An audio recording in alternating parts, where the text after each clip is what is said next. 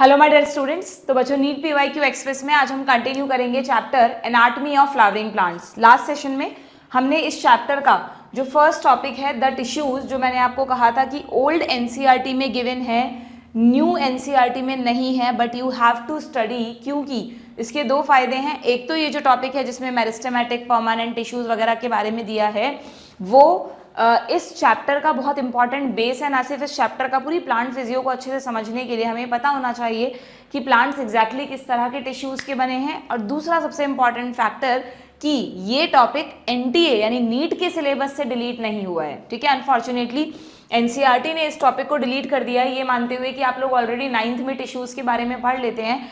But पता नहीं, I don't know, मुझे लगता है कि टॉपिक फिर से इंक्लूड होना चाहिए, क्योंकि 9th में तो हम बहुत कुछ पढ़ लेते हैं, बट 9-10 में कहाँ बच्चा इतना सीरियस होता है कि वो टॉपिक्स को इतनी सिंसियरिटी के साथ पढ़े। ठीक है, तो ये जो एक टॉपिक है द टिश्यूज, ये आपको न्यू एनसीईआरटी में नहीं होने के बावजूद भी नीट के सिलेबस में है।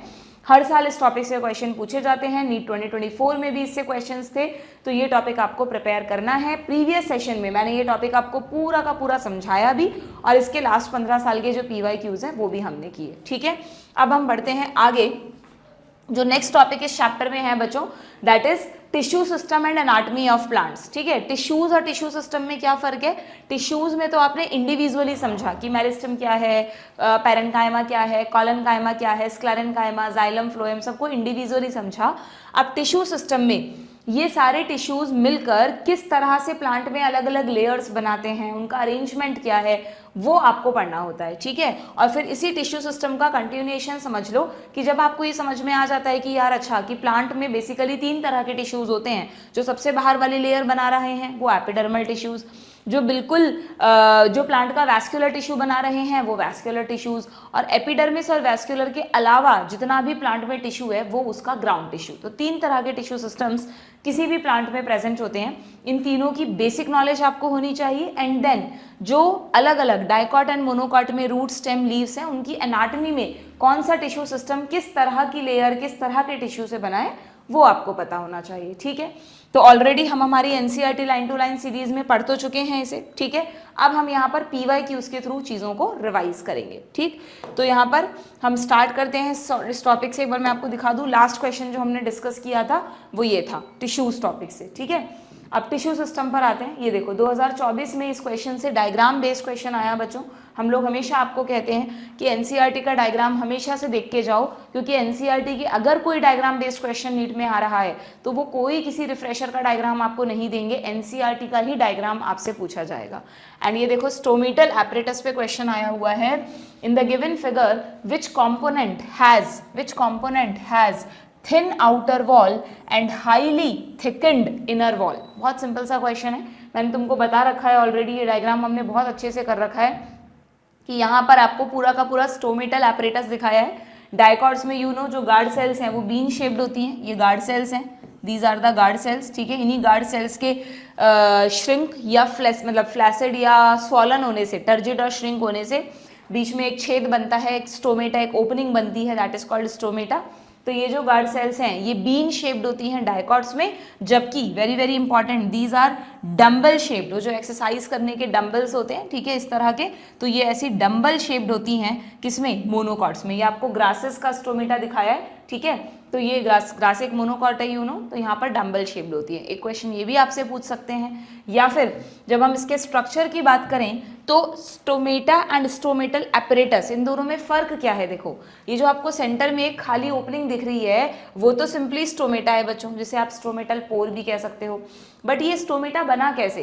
ये स्टोमेटा इसलिए बना क्योंकि आप लीफ की सरफेस को इमेजिन करो, लीफ में चाहे अपर हो चाहे लोअर सरफेस हो, उसमें खूब सारी एपिडर्मल सेल्स होती हैं, ऐसे फ्लैट एंड एपिडर्मल सेल्स से बनी है पूरी लेयर। तो अब वो जो एपिडर्मल सेल्स हैं उनमें से कुछ सेल्स बहुत ही स्पेसिफिक शेप की हो गई हैं, दैट इज गार्ड सेल। उन गार्ड सेल्स के चारों तरफ जो एपिडर्मल सेल्स हैं वो भी थोड़ी स्पेशल है, इसलिए उनको कह दिया सब्सिडरी सेल। मतलब आप समझ रहे हैं, जो 3 तरह की सेल हैं, सबसे पहले गार्ड सेल के बाहर सब्सिडरी सेल, और सब्सिडरी के बाहर नॉर्मल सेल्स। ये तीनों ही एपिडर्मल सेल्स हैं। ये तीनों प्लांट के जो लीफ है उसमें अपर एपिडर्मिस बना रही हैं, तो ये सब एपिडर्मल सेल्स हैं, लेकिन इनमें मॉडिफिकेशंस हो गए हैं। जो सबसे स्पेशलाइज सेल हैं जिनकी शेप भी अलग है, जिनमें काफ़ी सारी थिकनिंग्स भी हुई हैं, वो गार्ड सेल हैं। गार्ड सेल्स को चारों तरफ से जो सराउंड करती हुई है डार्क ग्रीन कलर की सेल्स आपको दिख रही हैं, ये सब्सिडरी सेल्स हैं और बाकी की नॉर्मल एपिडर्मल सेल्स हैं। देखा जाए तो इनमें से किसी को भी ग्रीन नहीं बनाना चाहिए, because you know if you remember मैंने आपको पढ़ाते वक्त बताया था कि एपिडर्मल सेल्स में क्लोरोप्लास्ट नहीं होता। अगर हम लीफ को देखते हैं तो हमें लीफ पूरी ग्रीन दिखती है, तो हमें लगता है यार लीफ की हर सेल ग्रीन होती होगी, लीफ की हर सेल में क्लोरोप्लास्ट होता होगा, बट नहीं।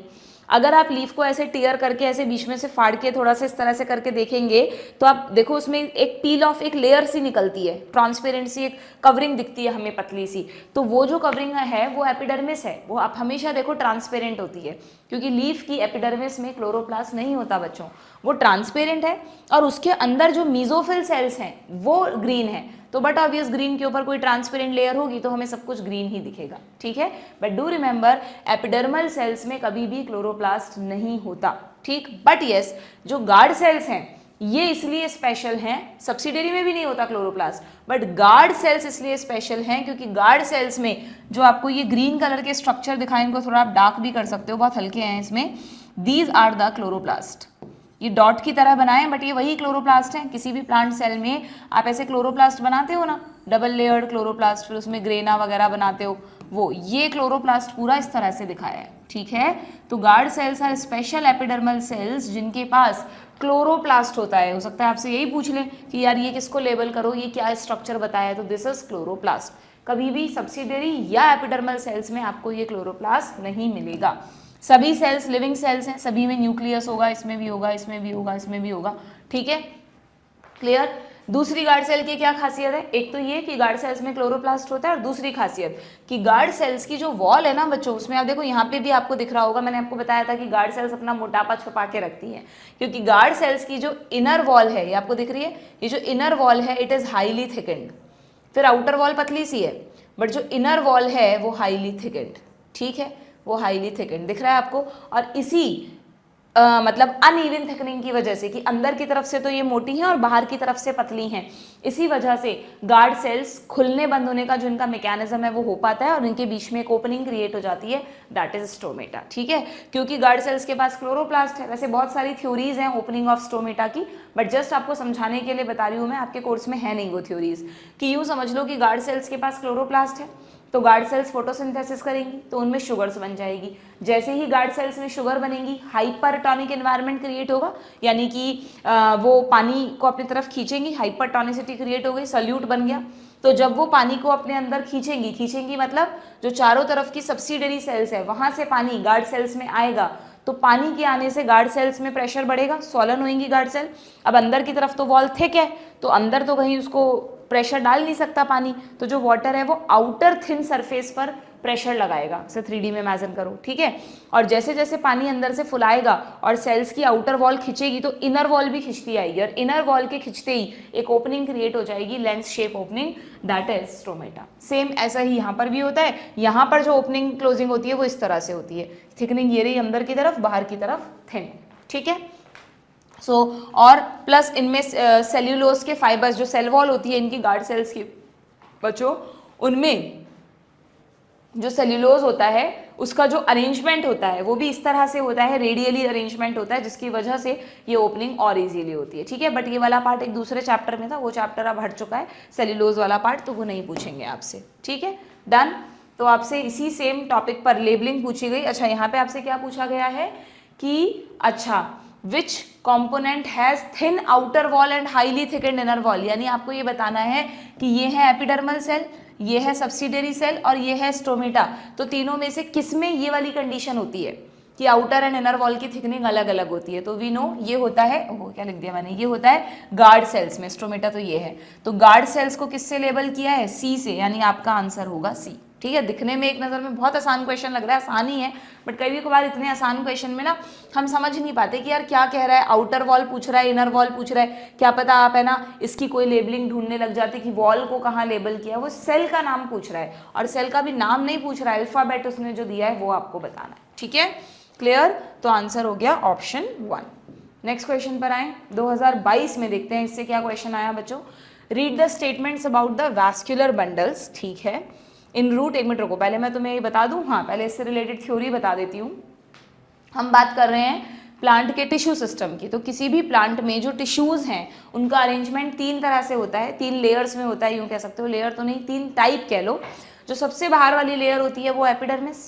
एपिडर्मिस से रिलेटेड जितने भी स्ट्रक्चर है ना, जैसे एपिडर्मिस के ऊपर क्यूटिकल की लेयर हो सकती है, एपिडर्मिस में अभी आपने देखा गार्ड सेल्स एंड स्टोमेटा हो सकते हैं, एपिडर्मिस से रूट हेयर हो सकते हैं, स्टेम है तो वहाँ ट्राइकोम कहते हैं आप उसको। तो कोई भी स्ट्रक्चर जो एपिडर्मिस से रिलेटेड है वो सब मिलकर बनाता है प्लांट का एपिडर्मल टिश्यू सिस्टम, ठीक है। देन एपिडर्मल टिश्यू सिस्टम के अलावा प्लांट में जो आप जाइलम फ्लोएम के पाइपलाइंस मैंने आपको पढ़ाए थे प्रीवियस सेशन में, वो सारे पाइप्स हैं प्लांट का वैस्कुलर टिश्यू सिस्टम। अब आप इमेजिन करो एक प्लांट के स्टेम को कि उसमें सबसे बाहर एपिडर्मिस की एक लेयर है और बीच बीच में से खूब सारे जाइलम फ्लोएम के पाइप जा रहे हैं। तो उसके अलावा भी तो स्टेम में बहुत सारी जगह बची। एक तो जो जाइलम फ्लोएम के पाइप हैं उनके बीचों बीच खाली जगह होगी जहाँ पे पिथ या मेड्यूला होता है, और एक जाइलम फ्लोएम के बाहर मतलब एपिडर्मिस और पाइप्स के बीच में जो जगह बची वहां पर भी कई सारी लेयर्स होती हैं। तो ये जो सेंट्रल पार्ट है पिथ और जो वैस्कुलर बंडल के बाहर वाला पार्ट है सारा, इस पूरे को मिलाकर कहते हैं बच्चों ग्राउंड टिश्यू। ग्राउंड टिश्यू में क्या आता है? All the tissue except epidermis and vascular bundles constitute the ground tissue. तो प्लांट, किसी भी प्लांट पार्ट में, चाहे आप रूट पढ़ रहे हो, चाहे आप स्टेम पढ़ो, चाहे आप लीफ पढ़ो, जो भी 3 तरह के टिश्यूज होंगे, एपिडर्मल टिश्यू, वैस्कुलर टिश्यू और इन दोनों के अलावा का ग्राउंड टिश्यू, ठीक है। अब अगर हम एपिडर्मल टिश्यू की बात करें तो अभी हम जैसे जैसे क्वेश्चन आता जाएगा बताते जाऊंगी मैं एपिडर्मल टिश्यू में क्या क्या होता है।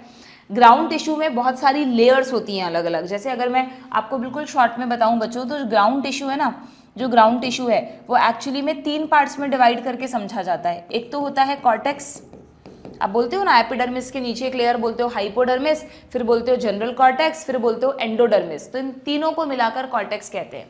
कॉर्टेक्स क्या होता है? कॉर्टेक्स में आ जाता है जस्ट एपिडर्मिस के नीचे की लेयर यानी हाइपोडर्मिस, फिर हाइपोडर्मिस के नीचे 3-4 लेयर्स होती है लूज टिश्यू की, that is general cortex, plus अंदर की तरफ एक और सिंगल लेयर होती है जिसमें ढोलक शेप की सेल्स होती हैं, बैरल शेप्ड सेल्स होती हैं, एंडोडर्मिस। इन तीनों को मिलाकर क्या कहते हैं हम? कॉर्टेक्स, ठीक है। फिर एंडोडर्मिस के जस्ट अंदर की तरफ आप हमेशा पढ़ते होंगे एक लेयर पढ़ते हो पेरीसाइकल, पढ़ते हो क्या? पेरीसाइकल, जस्ट वैस्कुलर बंडल्स के चारों तरफ एक cyclic layer, that's why pericycle, okay. And pericycle जब हम बनाते हैं, ये जैसे मान लो यहाँ पर ये ब्लैक कलर से आपको दिख रही है, दिस इज पेरीसाइकल।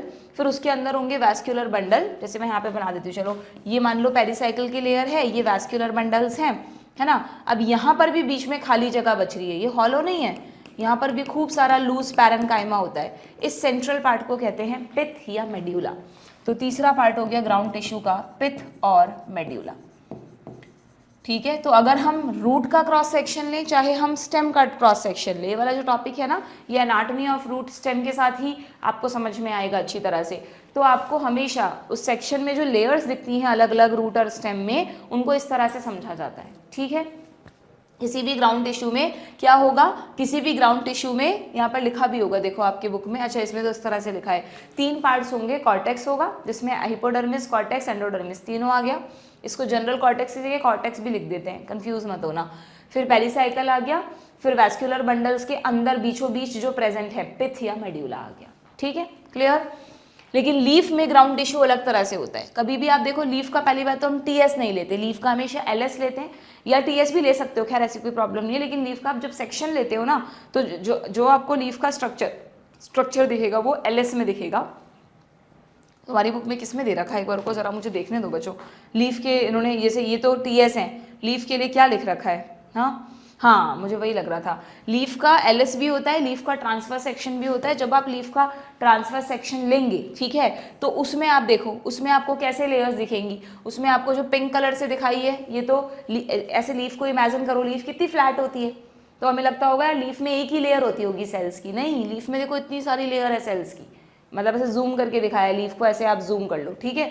तो लीफ में अपर और लोअर एपिडर्मिस हो गई, और इस देखो ग्रीन नहीं बनाया क्योंकि एपिडर्मिस ग्रीन नहीं होती, बल्कि एपिडर्मिस के ऊपर एक क्यूटिकल की लेयर होती है। अगेन इन्होंने क्यूटिकल को ग्रीन कलर से बना दिया।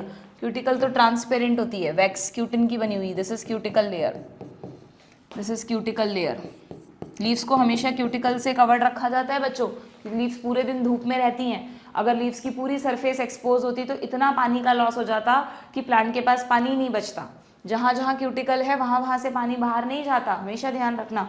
Cuticle is a water resistant layer, water impermeable, water resistant है ये, वाटर क्रॉस नहीं कर सकता इसको, है ना। तो क्यूटिकल कहाँ एब्सेंट हो जाएगी, जहाँ जहाँ स्टोमेटा है, क्योंकि स्टोमेटा के ऊपर भी आप क्यूटिकल लगा दोगे तो फिर स्टोमेटा का पर्पस ही खत्म हो जाएगा, ट्रांसपिरेशन कैसे करेंगे वो, ठीक है। तो ये लीफ की एपिडर्मिस हो गई, ये लीफ का वैस्कुलर बंडल हो गया। जो लीफ में आपको वेन्स, वेनलेट्स दिखते हैं ना, धारियाँ दिखती हैं, वो लीफ के जाइलम फ्लोएम होते हैं। और इनके अलावा जो लीफ में मेन ग्रीन टिश्यू है जो फोटोसिंथेसिस करता है, वो लीफ का ग्राउंड टिश्यू है, उसको आप कहते हैं मीजोफिल। तो लीफ के ग्राउंड टिश्यू में कॉर्टेक्स, पेरिसाइकल, एंडोडर्मिस, पिथ, मेड्यूला, इस तरह के नाम यूज नहीं करने। लीफ का ग्राउंड टिश्यू का एक ही नाम है, दैट इज मीजोफिल। पूरा मीजोफिल में ही सेल्स हैं, सेल्स की शेप अलग अलग हो सकती है, ठीक है, क्लियर। तो ये ग्राउंड टिश्यू की बात हो गई। अब आते हैं हम ग्राउंड टिश्यू को डिटेल में हम समझेंगे जब आगे इंडिविजुअल अभी एनाटॉमी आएगी इसी टॉपिक में, then I will tell you. Vascular tissue is very very important, इसमें आप वेरी इंपॉर्टेंट भी लिखेंगे, इसको पढ़ के भी जाएंगे, क्वेश्चंस आते हैं इस पर, कि चाहे हम रूट, स्टेम, लीफ किसी की भी बात करें, जो जाइलम फ्लोएम के पाइप्स है ना, उनका अरेंजमेंट मैंने प्रीवियस सेशन में भी आपको बताया था, उनका जो अरेंजमेंट है उसके बेसिस पर मेनली वैस्कुलर टिश्यू दो तरह के होते हैं। वैसे बहुत सारे टाइप्स होते हैं, बट आपके कोर्स में जो है वही मैं आपको बता रही हूँ। एक तो होते हैं रेडियल वैस्कुलर बंडल्स, का मतलब जिसमें जाइलम अलग रेडियस पर है, फ्लोएम अलग पर है, फिर जाइलम फिर फ्लोएम। ये जो रेड कलर से बनाया है जाइलम है, ब्लू कलर से बनाया है फ्लोएम है, ठीक है। मैंने तुम्हें बताया था कि रेडियल वैस्कुलर बंडल्स तुम्हें कहाँ मिलेंगे, रूट्स में मिलेंगे, ठीक है। और देखो रूट्स में जाइलम में तुम्हें वो वाली कंडीशन दिख रही है, प्रोटोजाइलम बाहर की तरफ है, यानी एक्सार्क कंडीशन भी दिख रही होगी तुमको, ठीक है। एक्सो यानी बाहर, आर्क यानी प्रोटोजाइलम, प्रोटोजाइलम बाहर की तरफ। इसी तरह ये जो दोनों हैं, these are the conjoint bundles. Conjoint मतलब कि यहाँ पर एक ही रेडियस पर जाइलम भी है और फ्लोएम भी है हमेशा। मतलब अगर हम कॉन्जॉइंट की बात करें, कोलैटरल कॉन्जॉइंट बोलते हैं इनको, तो इनमें जाइलम अंदर की तरफ होगा, फ्लोएम बाहर की तरफ होगा ना। अगर मैं ऐसे ड्रॉ करूँ कॉन्जॉइंट को, तो इसमें ये ऐसे होता है, ये कॉन्जॉइंट बंडल्स। कॉन्जॉइंट में आधा जाइलम है अंदर, आधा फ्लोएम है बाहर, xylem phloem, xylem phloem, xylem phloem, xylem phloem. जबकि यहाँ जाइलम की रेडियस अलग है, फ्लोएम की अलग है, ठीक है। तो this is called conjoint condition. Conjoint condition आपको मिलेगी स्टेम एंड लीव्स दोनों में, स्टेम एंड लीव्स दोनों में। अब कॉन्जॉइंट के दो डायग्राम क्यों है, जरा ध्यान से देखो। यहाँ पर जाइलम और फ्लोएम के बीच में सेल्स की एक लेयर दिखाई है, these are the meristematic cells. याद आया, लास्ट सेशन में हमने पढ़ा था कि प्लांट्स में एक और तरह का मेरिस्टम होता है, दैट इज सेकेंडरी मेरिस्टम या लेटरल मेरिस्टम, जो प्लांट को सेकेंडरी ग्रोथ में हेल्प करता है, जिसको हम कहते हैं कैम्बियम। तो ये वही कैम्बियम है बच्चों, ठीक है। तो कैम्बियम प्रेजेंट हो भी सकता है और यहाँ देखो नहीं भी हो सकता। तो अगर कैम्बियम प्रेजेंट है तो आप इसे कहते हैं ओपन वैस्कुलर बंडल, और अगर कैम्बियम नहीं है तो आप इसे कहते हैं क्लोज वैस्कुलर बंडल। बिल्कुल कंफ्यूज नहीं होना। ओपन इसलिए क्योंकि it is open for growth, ये अभी आगे जाकर ग्रोथ करेगा, it will do secondary growth. तो अगर ये सेकेंडरी ग्रोथ करेगा, इसका मतलब सीधी सी बात है, किसकी बात हो रही है, डायकॉट्स की। ओपन वैस्कुलर बंडल किस में होते हैं, रटना क्यों है, जो सेकेंडरी ग्रोथ करता है उनमें होते हैं। What is the meaning of open bundle, जिसमें जाइलम और फ्लोएम के बीच में कैम्बियम हो। ये कौन सा कैम्बियम है, दिस इज इंट्राफेसिकुलर कैम्बियम, इंट्राफेसिकल के अंदर इंट्राफेसिकुलर कैम्बियम है ये, ठीक है। जबकि क्लोज वैस्कुलर बंडल यानी कैम्बियम एब्सेंट, तो नो सेकेंडरी ग्रोथ, तो ये मोनोकॉट्स की बात हो रही है, ठीक है। लीव्स तो कभी सेकेंडरी ग्रोथ करती ही नहीं है, तो लीव्स में हमेशा क्लोज ही होंगे। स्टेम में अगर डायकॉट स्टेम है तो ओपन, मोनोकॉट स्टेम है तो क्लोज बंडल, ठीक है। समझ में आ गया क्या। ये वैस्कुलर बंडल्स के बस दो मेन टाइप, रेडियल और कॉन्जॉइंट ही आपको पढ़ने होते हैं। बाकी हो सकता है आपने कहीं से पढ़ा हो तो आपको कॉन्जॉइंट में बहुत सारे पढ़ाए हो, कोलेटरल, बाइकोलेटरल, कंसेंट्रिक, ये कोलेटरल वाली कंडीशन है, ठीक है। तो आपको उनकी डिटेल में नहीं जाना, आप अभी PYQs देखना, इन पे कोई क्वेश्चन नहीं आया है, ठीक है। डन, क्लियर है क्या। अब देख लो, आपसे ये क्वेश्चन हो जाएगा। क्या पूछा है इस क्वेश्चन में, इन roots xylem and phloem in a vascular bundle are arranged in alternative manner along different radii। देखना जरा, रूट में क्या कंडीशन थी, जाइलम फ्लोएम अलग अलग रेडियस पर है और ऑल्टरनेटिव नहीं, एक जाइलम एक फ्लोएम, एक जाइलम एक फ्लोएम। तो yes, this is right, so this is a correct statement. Then conjoint close vascular bundle, conjoint भी हो और क्लोज भी हो, यानी सेकेंडरी ग्रोथ नहीं करेंगे, डू नॉट पजेस कैम्बियम, ये भी बिल्कुल ठीक है। In open vascular bundle cambium is present in between xylem and phloem, ये भी बिल्कुल ठीक है, ओपन वाले में कैम्बियम प्रेजेंट होता है। The vascular bundle of dicot stem, अगर हम डाइकॉट स्टेम की बात कर रहे हैं यानी वो सेकेंडरी ग्रोथ करेगा तो उसके पास ओपन बंडल होना चाहिए। पजल्स, ठीक है, ओपन की बात नहीं कर रहा है ये। एंडार्क प्रोटोजाइलम, हाँ ये चीज और देख लो तुम, इसमें तो मैंने तुम्हें बता दिया एक्सार कंडीशन है क्योंकि पॉइंट बाहर की तरफ है। इसको जब भी आप ड्रॉ करोगे, अभी मैंने ड्रॉ किया था आपके लिए, इसको जब भी ड्रॉ करते हो ड्रॉप का डॉट बाहर जाता है, ड्रॉप की शेप बनाते हैं, डॉट बाहर जाता है क्योंकि रूट में रेडियल कंडीशन में एक्सार्क कंडीशन होती है। बट जब भी कॉन्जॉइंट ड्रॉ करोगे बच्चों, हमेशा ड्रॉप जो नैरो पार्ट है, पॉइंटेड पार्ट है, वो सेंटर में बनाओगे। इट विल रिमाइंड यू कि ये एंडार्क कंडीशन है। नैरो पार्ट प्रोटोजाइलम को बताता है एंड प्रोटोजाइलम इनसाइड यानी एंडार्क कंडीशन, ठीक है, तो ध्यान रखना है आप लोगों को। अच्छा, चाहे स्टेम डाइकॉट हो चाहे मोनोकॉट हो, हमेशा एंडार्क कंडीशन मिलेगी आपको, ये बात ध्यान रखना, उसमें कोई डिफरेंस नहीं है डाइकॉट और मोनोकॉट में। तो ये कह रहा है कि जो डाइकॉट स्टेम है उसमें एंडार्क कंडीशन होती है, हाँ चाहे मोनोकॉट भी होता तो भी ये स्टेटमेंट सही होता, ठीक है। In monocot root usually there are more than 6 xylem bundle present. ये अभी रूट स्पेसिफिक क्वेश्चन है, अभी हम एनाटॉमी पढ़ेंगे ना, उसमें आप पढ़ोगे कि डाइकॉट, अभी बताऊंगी मैं आपको कि डाइकॉट और मोनोकॉट की रूट की एनाटॉमी लगभग सेम होती है बच्चों, सिर्फ 2-3 छोटे छोटे डिफरेंसेस होते हैं। उनमें से एक डिफरेंस होता है जो आपको यहाँ दिख रहा होगा, ये हमेशा पहले डाइकॉट पढ़ते हैं बाद में मोनोकॉट। क्यों? Because you know monocots are more evolved. कोई भी बच्चा ये नहीं सोचेगा कि पहले मोनोकॉट इवॉल्व हुए बाद में डाइकॉट आए, बट डाइकॉट में 2 कॉटिलेडन होते हैं तो वो बाद में बने होंगे, नहीं। जो भी बाकी के कैरेक्टरिस्टिक्स हम पढ़ते हैं उसमें हमेशा यही प्रूफ होता है कि monocots are more advance than dicots, ठीक है। उसके बहुत सारे रीजंस हैं, वो अभी हम डिस्कस नहीं कर रहे। तो डाइकॉट और मोनोकॉट की एनाटॉमी भी अगर आप देखोगे ना तो आप हमेशा देखोगे ये जो रेड कलर से दिखाए हैं, these are the xylem bundles. ये जाइलम दिखाया आपको, प्रोटोजाइलम, मेटाजाइलम, है ना। तो यहाँ पे देखो 4 ही जाइलम दिख रहे हैं आपको, जबकि यहाँ पर देखो 1 2 3 4 5 6 7 8 दिख रहे हैं। तो हमेशा ध्यान रखना डाइकॉट रूट में 2 to 6 जाइलम पूल होते हैं, पूल, बंडल, फेसिकल, कुछ भी कह सकते हैं इनको, कंफ्यूज मत होना, पूल, बंडल, वेसिकल, कुछ भी, वेसिकल नहीं फेसिकल, ठीक है। जबकि मोनोकॉट में हमेशा मोर देन 6 जाइलम पूल मिलेंगे, और मोर देन 6 की वजह से इस कंडीशन को पॉली आर्क कहते हैं।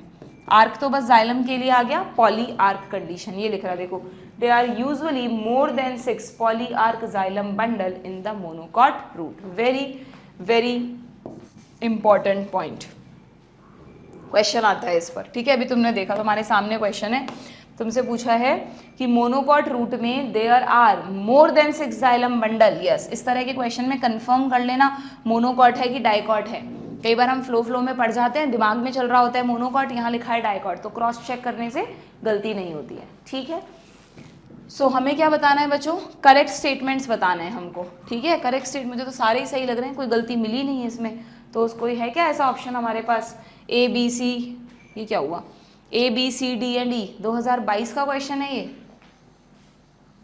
कुछ गड़बड़ हुई थी क्या? ये 2022, 23, 24 में ना NTA ने ऐसी गड़बड़ी भी की है, क्वेश्चंस में इस तरह की चीज़ें आई हैं कि सारे ऑप्शन सही हैं और दे नहीं रखा ऑप्शन, फिर भी मैं एक बार क्रॉस चेक कर लेती हूँ, ठीक है, तुम भी कर लो। देखो, in root xylem and phloem are arranged in alternate, that is radial arrangement, ठीक है। Conjoint close do not possess cambium, ठीक है। In open bundle cambium is present in between xylem and phloem, बिल्कुल ठीक है। Vascular bundle of dicot possess in dark condition, बिल्कुल ठीक है। और मोनोकॉट रूट में usually there are more than 6 xylem bundle, बिल्कुल ठीक है, सारे सही हैं बच्चों यहाँ पर। तो आई थिंक इस क्वेश्चन में बोनस मिला होगा क्योंकि एक भी ऑप्शन सही नहीं है। इस कंडीशन में you can leave the question, सबको बोनस मिलेगा, ठीक है, सबको बोनस मिलेगा, चाहे किसी ने टिक किया हो या नहीं किया हो। किसी, या तो अगर मिसप्रिंट है तो फिर यहाँ पर बी होना चाहिए था या यहाँ पर ई होना चाहिए था, बट जैसा मेरे सामने क्वेश्चन है उस बेसिस पे मैंने तुम्हें बता दिया, ठीक है। हमेशा अपने कॉन्सेप्ट्स पे यकीन करो, ऐसा मत करो बिल्कुल भी कि तुम्हारे सामने कोई बुक है, तुम क्वेश्चन कर रहे हो और आंसर की में उसका आंसर देखकर अपना कॉन्सेप्ट बदल लिया तुमने, या बस मन में सोच लिया यार हमें कोई गलती होगी, मिल नहीं रही होगी। अपने टीचर से कंफर्म करो, जो भी जिनसे भी तुम पढ़ रहे हो उनसे पूछो कि सर ये क्वेश्चन नहीं हो रहा, हम गलत हैं कि क्वेश्चन गलत है, तब जाके तुम कॉन्सेप्ट्स पे पकड़ बनेगी तुम लोगों की, ठीक है। डन, आगे बढ़ें, चलो नेक्स्ट क्वेश्चन देखते हैं। मैच द कॉलम टाइप 2021 में पूछा था, क्या क्वेश्चन है भाई, इसमें पूछा है cells with active cell division capacity, तो बात हो रही है मेरिस्टम की, है ना। टिश्यू हैविंग ऑल सेल्स, ये टिश्यू का क्वेश्चन है बट कोई बात नहीं। Tissue having all cells similar in structure and function, मैंने कल बताया था तुम्हें लास्ट सेशन में, simple permanent tissue. Tissue having different type of cells, तो वो कॉम्प्लेक्स टिश्यू है। कॉम्प्लेक्स नहीं दिया लेकिन वैस्कुलर तो दिया है ना, वैस्कुलर को ही तो कॉम्प्लेक्स टिश्यू कहते हैं, यस और नो, भूल तो नहीं गए, xylem phloem. And dead cells with highly thickened walls and narrow lumen, that is sclereids. ठीक है, सो पी का सेकेंड है जो कि एक ही ऑप्शन में दिया है, तो हम वैसे ही चूज कर सकते हैं। ठीक है, क्लियर है। चलिए आगे बढ़ते हैं। 2018 में पूछा गया stomata in grass leaf are, आ गया क्वेश्चन, देखो आया हुआ है क्वेश्चन। ग्रास यानी बात हो रही है मोनोकॉट की, जल्दीबाजी में किडनी शेप मत कर देना, किडनी शेप और बीन शेप एक ही बात है, किडनी शेप और बीन शेप एक ही बात है। ग्रास की बात हो रही है, grass is a monocot, monocots में जनरली डम्बल शेप्ड होते हैं। ठीक है, क्लियर। आगे बढ़ें, आगे बढ़ें। वैसे देखो ये देखा जाए तो क्वेश्चन गलत है, उन्होंने स्टोमेटा के लिए लिख दिया है क्वेश्चन, है ना। स्टोमेटा की शेप थोड़ी ना है ये तो गार्ड सेल्स की शेप है बच्चों, ये तो गार्ड सेल्स की शेप है। बट अब क्या कर सकते हैं, स्टोमेटा की शेप थोड़ी ना है। स्टोमेटा की शेप तो हमेशा बोलते हैं stomata is a crescent opening, ये देखो स्टोमेटा जब भी बनेगा ना तो इस तरह से लेंस होता है ना, इसको क्रीसेंट शेप बोलते हैं। स्टोमेटा की शेप तो दोनों में ही क्रीसेंट शेप होती है। बट ठीक है, अब कभी कभी पता नहीं क्या इतने स्टैंडर्ड एग्जाम में भी ऐसी गलतियां होती हैं। अब तो स्टैंडर्ड एग्जाम बोलने का भी मन नहीं करता नीट को, हाँ, क्योंकि एनटीए में गलतियां इतनी हो रही हैं, इतनी मतलब कॉमन सी इतनी सिली मिस्टेक्स, ऐसी चीज़ें होती हैं कि भाई, बट ऑब्वियस एक प्रॉपर ऑर्गेनाइजेशन है, पेपर बनवाती है, इतने बढ़िया बढ़िया लोग उस पेपर को चेक करते हैं, तो एक भी गलती होने का चांस नहीं होना चाहिए। कोई बहुत ही ऐसी मिस्टेक है कि भाई अनअवॉइडेबल है, नहीं ध्यान गया तो समझ में आता है। बट अब आजकल पेपर्स का स्टैंडर्ड बहुत कमज़ोर हो गया, बहुत वैसा हो गया, लो लेवल का हो गया है बच्चों। ठीक है, और उसका अनफॉर्चुनेटली उसका भुगतान तुम लोगों को करना पड़ता है। जो भी एस्पिरेंट होते हैं उस साल अपीयर हो रहे होते हैं, फिर अननेसेसरी एग्जाम में उनका ये सब देखकर ना दिमाग खराब हो जाता है। ठीक है, बट अब तो मुझे लगता है अब तो तुम भी प्रिपेयर होके जाते होंगे इस चीज़ के लिए कि हाँ यार क्वेश्चंस गलत भी आ सकते हैं। बट इस चीज़ को अपनी वो मत बना लेना ओवर कॉन्फिडेंस कि नहीं आ रहा तो इसका मतलब क्वेश्चन ही गलत है। ठीक है, क्लियर। आगे बढ़े, चलिए बढ़ते हैं आगे नेक्स्ट क्वेश्चन पर। 2016 में पूछा specialised epidermal cells, good question है। स्पेशलाइज्ड एपिडर्मल सेल्स, मैंने कहा ना कि सभी सेल्स एपिडर्मल हैं, surrounding the guard cell. Guard cell को सराउंड करी हुई जो स्पेशलाइज सेल थी अभी हमने देखी थी, उनका क्या नाम था बच्चों? These are subsidiary cells. ये रहा सब्सिडियरी सेल्स। बाई चांस ये ऑप्शन में नहीं है तो आप एसेसरी सेल्स भी चूज कर सकते हैं, लिख लो अपनी एनसीईआरटी में। ठीक है, बुलीफॉर्म सेल्स मोनोकॉट लीफ में पढ़ेंगे अभी हम आगे। लेंटिसल्स सेकेंडरी ग्रोथ के दौरान जो आपने देखा होगा जो स्टेम होता है उसमें क्रैक्स पड़ जाते हैं बाहर की तरफ वुडी स्टेम में, उनको लेंटिसल्स कहते हैं। ठीक है, अब सेकेंडरी ग्रोथ कोर्स से हट गया तो ये वर्ड दे नहीं रखा। एंड कॉम्प्लीमेंट्री सेल्स भी जब हम सेकेंडरी ग्रोथ पढ़ते हैं उसी में पढ़ते हैं कि जब एक स्टेम में सेकेंडरी ग्रोथ होती है, उसकी विड्थ बढ़ती है, तो जो सबसे बाहर की लेयर है ना बच्चों वो कॉर्क की बन जाती है, डेड टिश्यू की बन जाती है। अंदर तो लिविंग टिश्यू है अभी भी, तो उस तक ऑक्सीजन पहुंचाने के लिए बाहर कॉर्क में कुछ ओपनिंग्स बन जाती हैं, उन ओपनिंग्स को तो कहते हैं lenticel. They are just like stomata, यूँ समझ लो। जैसे लीफ वगैरह में स्टोमेटा होता है या ग्रीन स्टेम में भी होता है स्टोमेटा, वैसे ही वुडी स्टेम में जो ओपनिंग्स होती हैं वो लेंटिसल्स होती हैं। लेंटिसल में गार्ड सेल वगैरह कुछ नहीं होता, वो हमेशा ओपन रहते हैं। और लेंटिसल्स के जस्ट नीचे कुछ लूजली पैक्ड सेल्स होती हैं, उनको कहते हैं कॉम्प्लीमेंट्री सेल्स। लिखना नहीं है कहीं भी, जस्ट यहाँ टर्म है तो बता रही हूँ। ये टॉपिक हट चुका है, तुमसे नहीं पूछा जाएगा। ठीक है, क्लियर है। आगे बढ़ें next. Vascular bundles in monocots are considered closed because, अभी अभी बताया मैंने तुम्हें कि मोनोकॉट्स में वैस्कुलर बंडल को क्लोज क्यों कहते हैं? क्योंकि उनमें कैम्बियम नहीं होता, वो सेकेंडरी ग्रोथ नहीं करते। So there are no vessels, xylem is surrounded by phloem, a bundle sheath नहीं, कैम्बियम इज एब्सेंट। ये रहा ऑप्शन 4। ठीक है, सिंपल सा क्वेश्चन है। 2013 में पूछा गया है विच इज नॉट ट्रू। जल्दीबाजी में नॉट कई बार रह जाता है पढ़ने से, हम पढ़ लेते हैं ट्रू फॉर स्टोमेटल एपरेटस। इस तरह के क्वेश्चन में कभी गलती नहीं होगी अगर चारों स्टेटमेंट पढ़ने की आदत है तो पता चल जाएगा एक से ज़्यादा कैसे हो गया। ठीक है, तो नॉट ट्रू पूछा है। ठीक भाई, guard cells invariably puzzles chloroplast and mitochondria, but obvious chloroplast तो होता ही है गार्ड सेल्स में, हमने पढ़ा है, और सेल है तो माइटोकॉन्ड्रिया भी होगा ही। बस तुम्हें कंफ्यूज करने के लिए इनवेरिएबली भी लगा दिया कि तुम सोचते रहोगे कि यार कहीं कोई एक्सेप्शन तो नहीं है। बट प्लीज तुम्हें नहीं आ रहा तो तुम्हें टाइम वेस्ट नहीं करना, क्वेश्चन मार्क लगा के आगे पढ़ो, आगे बढ़ो, ठीक है। Guard cells are always surrounded by subsidiary cell, again ये भी ठीक है, हो सकता है ऑलवेज वर्ड तुम्हें कंफ्यूज करे, you can put a question mark. Stomata are involved in gaseous exchange, ये तो बिल्कुल ठीक सी बात है, स्टोमेटा के दो ही तो फंक्शन है, एक तो ट्रांसपिरेशन वाटर लॉस और एक गैसियस एक्सचेंज O2CO2 सांस लेना, ठीक है। Inner wall of guard cells are thick, inner wall अंदर की तरफ गार्ड सेल्स मोटी होती हैं, तो ये भी ठीक है। अब हमें नॉट ट्रू बताना है, तो अब हम क्या करें, क्योंकि हम अगर इन चारों स्टेटमेंट में देखें बच्चों, which is not true for stomatal apparatus, stomatal apparatus के लिए है ना सारे पॉइंट, ठीक है। अब अगर हम इन सारे पॉइंट्स में देखें तो ये दोनों पॉइंट तो डेफिनेटली सही हैं, है ना, कि भाई stomata are involved in gaseous exchange और inner wall of guard cells are thick, तो इनको तो हम चूज कर नहीं सकते।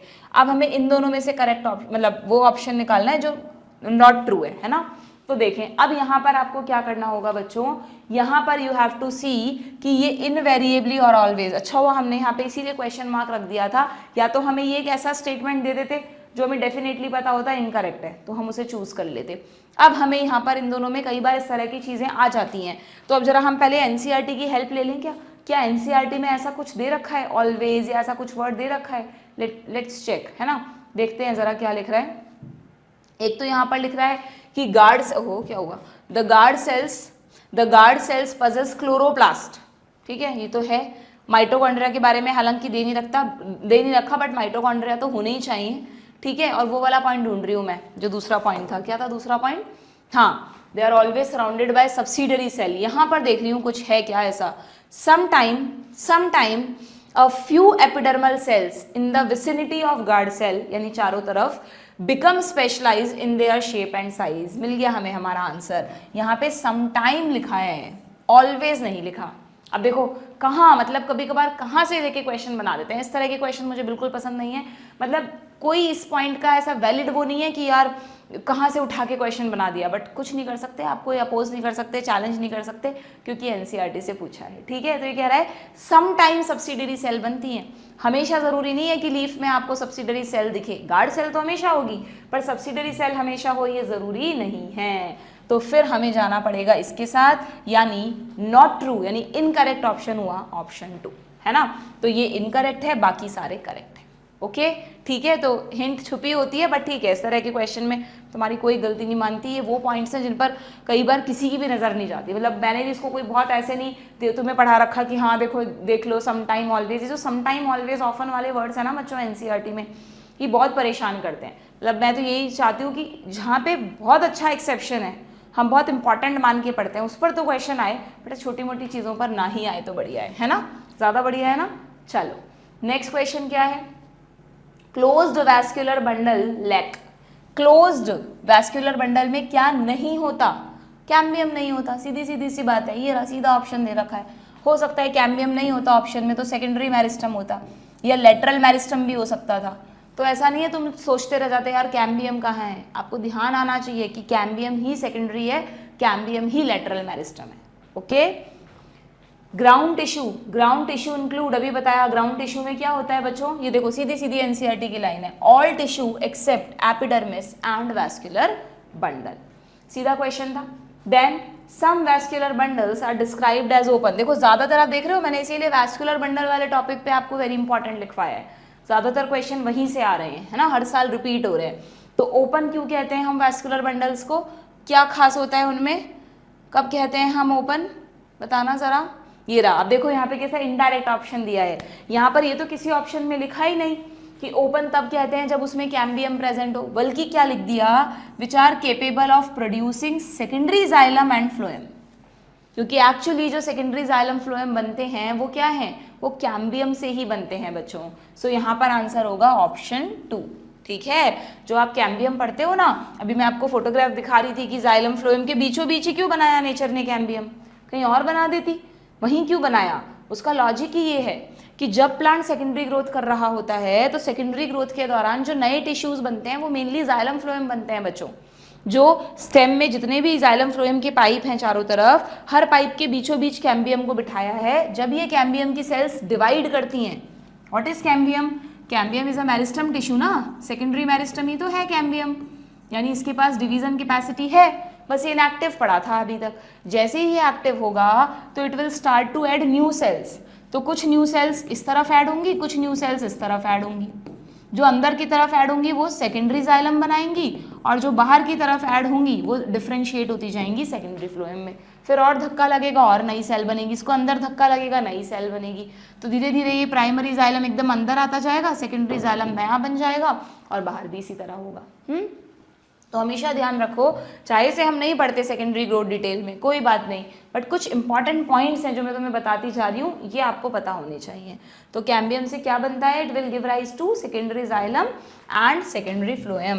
तो क्या हम इसमें ये टिक कर सकते हैं कि जिन्हें हम ओपन कहते हैं उनमें क्या खास बात है कि they are capable of producing secondary xylem and secondary phloem. हो सकता है कुछ बच्चों को कोई ऑप्शन नहीं मिल रहा हो तो ये टिक करके आ जाएं कि it possess conjunctive tissue between xylem and phloem, कि मैम ने ये तो बताया ही था कि जाइलम और फ्लोएम के बीच में कैम्बियम होता है। क्या पता कैम्बियम को ही कंजक्टिव टिश्यू कहते हो? आते हैं तुम्हारे दिमाग में इस तरह की बातें, आती हैं, बिल्कुल आती है, मुझे पता है, बट नहीं बच्चों, कंजक्टिव टिश्यू कैम्बियम नहीं होता। कंजक्टिव टिश्यू एकदम अलग टर्म है। जब हम रूट्स की एनाटॉमी पढ़ते हैं तो रूट की एनाटॉमी में मैंने तुम्हें बताया हुआ है, तुम्हारी एनसीईआरटी में है ये वर्ड, ये रहा।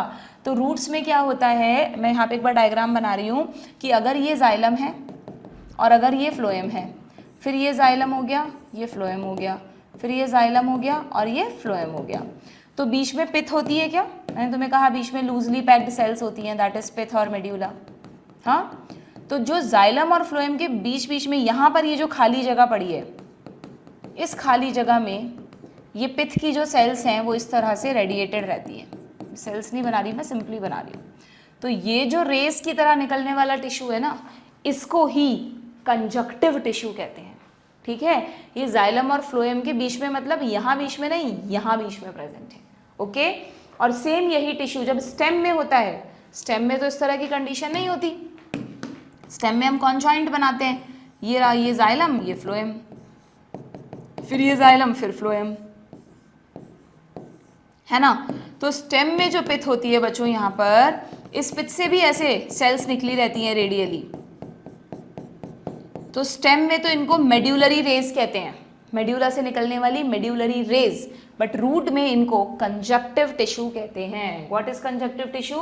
द पैरेंट, हमेशा ध्यान रखो, जो पिथ है ना, पिथ या मेड्यूला, वो हमेशा लूज पैरेन्काइमा का बना हुआ है हमेशा। एक तो ये पिथ और जो बाहर कॉर्टेक्स की 4-5 लेयर हैं, ये दोनों हमेशा पैरेन्काइमेटस हैं, कोई कॉलनकाइमा स्क्लेरेन्काइमा नहीं है इनमें। ठीक है, तो पिथ से निकलने वाली जो सेल्स हैं वो भी पैरेन्काइमेटस होंगी। So the parenchymatous cell which lie between the xylem and phloem, है ना, यहाँ पे बिटवीन से मतलब ये वाला बिटवीन नहीं है, ये xylem and phloem between, sorry stem में नहीं, यहाँ between xylem and phloem is the conjunctive tissue. ठीक है, तो ये बिल्कुल हाई चांसेस हैं आप ये गलती कर कर आ जाएं इस क्वेश्चन में, but right answer is option 2। ठीक है, आगे बढ़े। ये लो एक और डायग्राम बेस्ड स्ट्रोमेटल एपरेटस पे 2010 में भी क्वेश्चन आया था बच्चों। Given below is the diagram, हमें क्या बताना है? अच्छा, करेक्टली लेबल्ड बताना है, बता देते हैं। ये रही एपिडर्मल सेल, बी है सब्सिडरी सेल, ये डी है गार्ड सेल, या गार्ड सेल का क्लोरोप्लास्ट भी हो सकता है, और ये सी है स्टोमेटल अपर्चर। तो सी स्ट्रोमेटल अपर्चर किसमें दिया है? सी को स्ट्रोमेटल अपर्चर ये दिया, स्ट्रोमेटल सेल जैसा कुछ नहीं होता। ठीक है, और चेक कर लेते हैं, A epidermal, B subsidiary and D guard cell. ठीक है, ऑप्शन 4 क्लियर। ये हो गया आपका टिश्यू सिस्टम वाला पार्ट। टिश्यू सिस्टम मतलब खत्म नहीं हुआ है, टिश्यू सिस्टम का ही कंटिन्यूएशन है ये एनाटॉमी। अभी हम इसके क्वेश्चन देखेंगे। टिश्यू सिस्टम में 1-2 चीज़ें और बतानी है मुझे तुमको, कि है ना, एक तो हालांकि इस पे कोई क्वेश्चन नहीं देखा हमने, बट क्या पता आगे पूछ लें कभी। एक तो यहाँ पर एपिडर्मिस की खासियत बताइए बच्चों, कि एपिडर्मिस जो सबसे बाहर वाली लेयर होती है वो यूजुअली सिंगल लेयर्ड होती है। जैसे हमारी स्किन तो मोटी है, थिक है, बट प्लांट्स की जो स्किन है, चाहे वो रूट पे हो, चाहे वो स्टेम पर हो, चाहे वो लीफ पर हो, यूजुअली सिंगल लेयर्ड होती है। कुछ केसेस में मल्टी लेयर्ड भी होती है, कुछ स्टेम्स में होती है। ठीक है, बट वो आपको नहीं पढ़ने। ये भी अगेन पैरेन्काइमा की बनी होगी, सबसे बाहर वाली लेयर को डेड तो बनाएंगे नहीं, लिविंग होगी, है ना।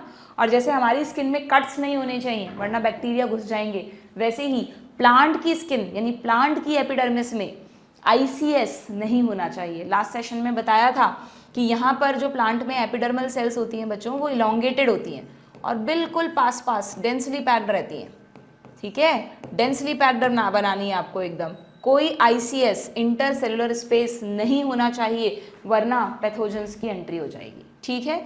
सो parenchymatous, small amount of cytoplasm क्यों लिखा? क्योंकि आपको पता है बड़ी बड़ी वैक्यूल्स होती हैं इनमें, cell and a large vacuole, है ना। और यस, देन क्यूटिकल के बारे में अभी भी बताया मैंने तुम्हें कि पूरे प्लांट में जो भी पार्ट्स हमेशा सनलाइट के कांटेक्ट में रहते हैं, जैसे स्टेम और लीव्स, उन पर क्यूटिकल की लेयर होगी।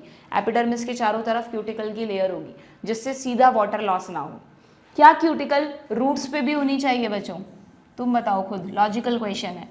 क्या क्यूटिकल रूट्स पे होनी चाहिए? अगर रूट्स की एपिडर्मिस पे तुमने क्यूटिकल की लेयर लगा दी तो how water will enter into the roots? Roots का काम है वाटर एब्जॉर्प्शन, एंड क्यूटिकल अभी बताया था वाटर रेजिस्टेंट है, वाटर क्रॉस नहीं कर सकता क्यूटिकल को। तो हमेशा ध्यान रखना, रूट्स पे क्यूटिकल कभी नहीं होती, ठीक है। एक तो ये पॉइंट हो गया, ये तो बता ही दिया मैंने तुम्हें गार्ड सेल से रिलेटेड पूरा। नाउ ये रहा, इस वाले पॉइंट पे तुम्हें क्या बताया है कि एपिडर्मिस से कई बार हेयरी स्ट्रक्चर्स भी निकले रहते हैं। रूट में इनको आप रूट हेयर कहते हैं, बट स्टेम में इसी तरह के हेयरी स्ट्रक्चर को ट्राइकोम्स कहेंगे। रूट हेयर का काम तो वाटर एंड मिनरल एब्जॉर्प्शन करना है। स्टेम हेयर क्यों है? स्टेम हेयर का काम वाटर एब्जॉर्प्शन तो है नहीं। तो स्टेम हेयर क्या होते हैं बच्चों? स्टेम हेयर जो हैं ये सिक्रीटरी फंक्शन करते हैं जनरली। कुछ ना कुछ, जैसे मान लो ये कोई भी स्टेम है और उस पर हेयरी स्ट्रक्चर लगे हैं, तो ये इस तरह के, एक तरह से ये सेल, जो सेल है एपिडर्मल सेल्स, उसी से निकले हुए हैं। तो इनमें क्या होगा, कुछ ना कुछ स्टोर किया हुआ और इनके थ्रू धीरे धीरे वो सिक्रीशंस बाहर निकलते रहेंगे। कई बार हेयरी स्टेम कुछ इंसेक्ट्स वगैरह से प्रोटेक्शन भी दे देता है।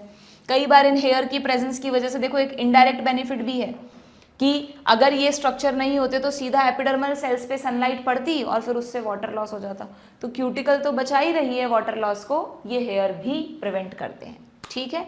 और यहाँ पर मैंने अच्छे से टेबल बना के पढ़ा रखा है तुम लोगों को कि जो रूट हेयर होंगे, अगर हम रूट की बात कर रहे हैं, ये रूट है मान लो प्लांट की, तो रूट हेयर तो हमेशा सिंगल सेल्ड होते हैं, यूनिसेल्युलर होते हैं। एक रूट हेयर में एक ही सेल होती है। लेकिन स्टेम के जो हेयर होते हैं बच्चों, अगर मैं इसको जूम करके बनाऊं तो स्टेम के हेयर ब्रांच्ड भी होते हैं and they are multicellular structure. They are multicellular structure लिखा है, यूजुअली मल्टी सेल्युलर, ब्रांच्ड और अनब्रांच्ड, सॉफ्ट और स्टिफ, ये इनके कैरेक्टरिस्टिक्स हैं, ठीक है। डन। ये कुछ एडिशनल पॉइंट्स थे जिन पे क्वेश्चन नहीं आए हुए, बट हमें तो सब कुछ पढ़ के जाना है। डन। चलिए अब आते हैं हम मेन पार्ट पे कि इस टिश्यू सिस्टम के थ्रू ही कैसे प्लांट की एनाटॉमी डिसाइड होती है और उस पर क्या क्या क्वेश्चंस आए हैं। Let's see. हाँ बच्चों, तो यहाँ पे क्वेश्चन है बुलीफॉर्म सेल्स। अच्छा, ये थोड़ा स्पेलिंग सही कर लेना, एक साथ है word. Bulliform cells are responsible for, तो सबसे पहले तो हम देखते हैं कि बुलीफॉर्म सेल्स हैं क्या, ठीक है। जब आप एनाटॉमी पढ़ते हैं, अब यहाँ पर पूरी एनाटॉमी में एज सच एक साथ नहीं रिवाइज करा रही हूँ आपको, जैसे जैसे क्वेश्चन आता जाएगा पॉइंट्स बताती जाऊँगी, पूरा हमने और पहले पढ़ रखा है। अगर हम लीफ की एनाटॉमी पे जाएं बच्चों, तो अभी मैंने आपको एक बेसिक आइडिया दिया कि डाइकॉट और मोनोकॉट की लीफ में आपको क्या क्या दिखेगा, चाहे डाइकॉट की लीफ है चाहे मोनोकॉट की लीफ है, आपको एपिडर्मिस दिखेगी, ठीक है। एपिडर्मिस के अलावा वैस्कुलर बंडल्स दिखेंगे। यहाँ पर तो ये इस तरह से बनाए, बट लीफ में वेन्स जो होती हैं, वेनलेट्स जो होती हैं, वो वैस्कुलर बंडल्स को रिप्रेजेंट कर रही हैं, यानी वो जाइलम फ्लोएम के पाइप्स हैं, ठीक है। और उसके अलावा जो भी आपको दिख रहा है लीफ में, that is all ground tissue of leaf. और लीफ की ग्राउंड टिश्यू के लिए हम टर्म यूज करते हैं मीजोफिल, ठीक है। तो डिफरेंस क्या होता है डाइकॉट और मोनोकॉट की लीफ में बच्चों, कि डाइकॉट की लीफ में जो मीजोफिल की सेल्स है ना, वो दो शेप्स में डिफरेंशिएटेड रहती हैं। जो अपर एपिडर्मिस के पास वाली सेल्स हैं वो लंबी होती हैं, खंबे की तरह, कॉलम की तरह, पोल की तरह, तो palisade, P for pole, P for palisade, ठीक है। और जो लोअर एपिडर्मिस के पास की सेल्स होती हैं वो जनरली गोल, स्फेरिकल टाइप की सी, या पॉलीगोनल भी हो सकती हैं, ओवल मान लो आप, ओवल या स्फेरिकल होती हैं।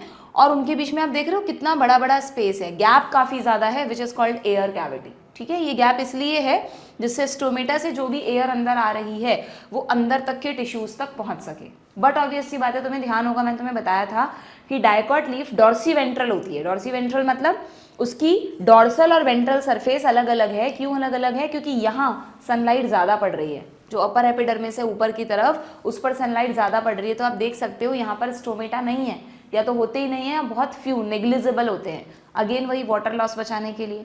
तो एक डाइकॉट लीफ में आपको स्टोमेटा कहाँ मिलेंगे? लोअर एपिडर्मिस पर, और जहाँ स्टोमेटा है वहीं एयर कैविटी मिलेंगी। तो जो एयर कैविटीज वाला मीजोफिल है जिसका नाम है स्पॉन्जी मीजोफिल, स्पॉन्जी मीजोफिल, ये आपको मिलेगा लोअर एपिडर्मिस के पास। और जो पेलिसेड मीजोफिल है, लंबा लंबा एकदम बड़ी बड़ी मतलब कॉलम लाइक सेल है, वो आपको मिलेगा अपर एपिडर्मिस के पास। दोनों का ही काम है फोटोसिंथेसिस करना, ठीक है, क्लियर। लेकिन मोनोकॉट्स की लीफ में ऐसा क्यों नहीं है? बिकॉज मोनोकॉट की लीफ को कहते हैं बच्चों आइसो बायलैटरल लीफ, यानी जो सनलाइट है वो दोनों सरफेस पर इक्वली, आप देखो गेहूं, बाजरा, ज्वार, मक्का, किसी में भी देख लो पत्तियां ऐसे खड़ी रहती है। इनफैक्ट बनाना में भी एकदम ऐसे लेटी हुई पत्तियां नहीं होती है, थोड़ी सी इस तरह की पत्तियां होती है, यानी उनकी दोनों सरफेस पर इक्वल सनलाइट गिरती है, तो दोनों पर स्टोमेटा भी बराबर होंगे। और चाहे कहने को हम क्या देते हैं कि ये थोड़ी सी अपर एपिडर्मिस है, लोअर एपिडर्मिस है, बाकी जो दोनों एपिडर्मिस के पास का जो मीजोफिल है वो पूरा एक जैसा होगा। यानी आपसे क्वेश्चन पूछ सकते हैं कि कौन सी लीफ में अनडिफरेंशिएटेड मीजोफिल होता है, तो अनडिफरेंशिएटेड मीजोफिल हो गया मोनोकॉट की लीफ में, that is isobilateral, and differentiated mesophyll हो गया डाइकॉट की लीफ में। एक तो आप ये ध्यान रखेंगे डिफरेंस, ठीक है। और क्या डिफरेंस होता है यहाँ पर? इसके अलावा आपको एक और पॉइंट ध्यान रखना है, स्टोमेटा में बता दिया एक मैंने कि डाइकॉट लीफ में लोअर एपिडर्मिस पे स्टोमेटा होंगे, जबकि मोनोकॉट में दोनों पर देखो इक्वली होंगे लगभग, ठीक है। एक और बात ध्यान रखना है पे बच्चों आप कि ये टर्म हमें कंफ्यूज करती है, बट ये कई बार क्वेश्चंस में आई हुई है टर्म, है ना, आपको ध्यान भी रखनी है कि जो अपर एपिडर्मिस है और ये है लोअर एपिडर्मिस, इनके लिए कुछ टेक्निकल वर्ड है जो आपको ध्यान रखने हैं। लोअर को मैं बेस कह सकती हूँ क्या? तो बी फॉर बेस से आप याद रखेंगे अबैक्सियल, बी फॉर बेस से आप याद रखेंगे अबैक्सियल। लोअर एपिडर्मिस को अबैक्सियल कहते हैं और जो अपर है उसको इसका अपोजिट कर दो एडैक्सियल कहते हैं। बस बी और डी इतना सा फर्क है, but you have to remember, क्योंकि जैसे मान लो यही पूछ लें आपसे कि स्टोमेटा कौन सी सरफेस पर ज़्यादा होते हैं और अपर लोअर की जगह लिखा हुआ आ जाए एडैक्सियल और अबैक्सियल, तो आपको पता होना चाहिए, ठीक है। सेम इसमें भी सेम चीज़ है।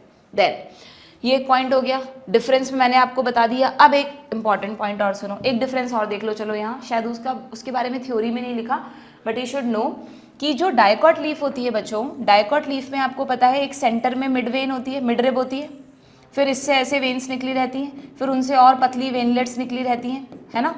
मैं तुम्हें कह रही हूँ कि इन सब में पाइप्स हैं, जाइलम फ्लोएम के पाइप हैं, तो बट ऑब्वियस जो सबसे मोटा जाइलम फ्लोएम का पाइप है वो तो इसमें मिलेगा ना, मिड रिब में, और बाकी सब में डायमीटर कम होता जाएगा।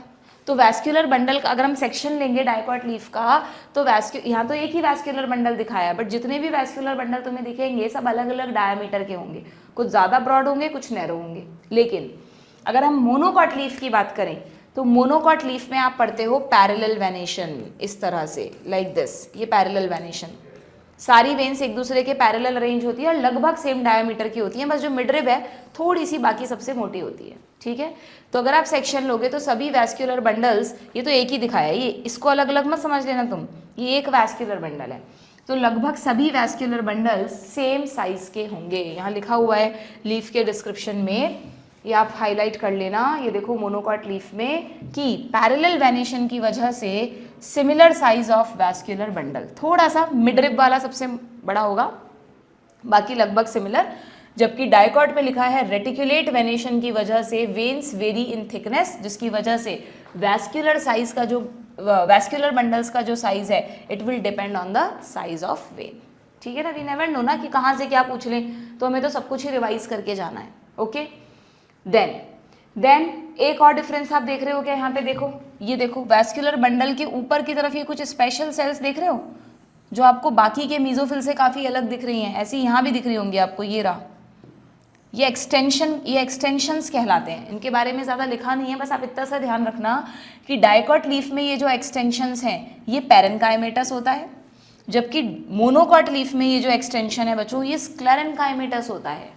आप मोनोकॉट लीफ को, गेहूं वगैरह की पत्ती को कभी टच करके देखना, उसमें हार्डनेस होती है, डाइकॉट लीफ जितनी सॉफ्ट नहीं होती वो, क्योंकि इनमें स्क्लेरेन्काइमेटस सेल्स भी प्रेजेंट होती है। यूजुअली लीफ में स्क्लेरेन्काइमा का कोई काम नहीं है, ना तो लीफ को हार्ड बनाना है, ना कोई डेड टिश्यू होना चाहिए, बट मोनोकॉट की लीफ में वैस्कुलर बंडल्स के ऊपर नीचे जो एक्सटेंशंस हैं वो स्क्लेरेन्काइमा के बने हुए हैं, you have to remember this, ठीक है, क्लियर। देखो जनरली तुम देखना, मैंने देखा है बॉटनी में जो ऐसे डबल लेयर्ड सेल्स दिखाते हैं ना, ये डेड टिश्यू के लिए दिखाते हैं, डबल लेयर्ड वाली। कहना चाह रहे हैं कि बीच में ल्यूमेन है और चारों तरफ वॉल है। ठीक है, ये वाले डिफरेंसेस हो गए। अब आती हूँ मैं मेन क्वेश्चन पे। अच्छा, एक टर्म और दिख रही है मुझे, सबस्टोमेटल कैविटी। सीधी सी बात है, वो एयर कैविटी जो स्टोमेटा के जस्ट पास में है उसका नाम हो गया सबस्टोमेटल कैविटी। ठीक है, तो सब दोनों जगह दिख रही है आपको। नाउ अब आती हूँ मैं सबसे मेन पॉइंट पे, व्हाट इज बुलीफॉर्म सेल।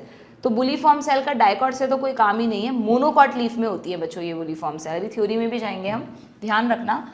एक मोनोकॉट लीफ में जब आप अपर एपिडर्मिस को देखोगे, डैक्सियल अपर एपिडर्मिस को देखोगे, तो इस अपर एपिडर्मिस में मान लो ये गार्ड सेल है, ठीक है, और ये वैस्कुलर बंडल है, हमें पता है ना।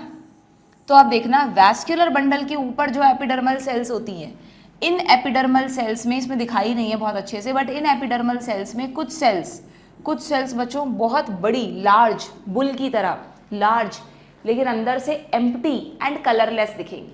ठीक है, कलरलेस तो है ही वैसे भी एपिडर्मल सेल, बट इसलिए स्पेसिफिक वर्ड यूज कर दिया क्योंकि गार्ड सेल ग्रीन होती है ना, और ये गार्ड सेल्स के पास होती हैं, तो इसलिए इनको कहा है कि कलरलेस हैं। ठीक है, तो मोनोकॉट्स में, सब में नहीं, कुछ मोनोकॉट्स की अपर एपिडर्मिस में कुछ सेल्स स्पेशलाइज्ड होती हैं, थोड़ी साइज में बड़ी होती हैं, अंदर से एम्प्टी होती हैं और कलरलेस होती हैं। ऐसी सेल्स को आप कहते हैं बुलीफॉर्म सेल्स। ये देखो, ये लिखा हुआ, ऐसी सेल्स को आप क्या कहते हैं, बुलीफॉर्म सेल्स। इन पे क्वेश्चन आता है, अभी आपके सामने 2024 का ही क्वेश्चन कर रहे हैं ना हम। क्या लिखा है, grasses, monocots, certain adaxial epidermal cell कहाँ मिलेंगी, अलोंग द वेन।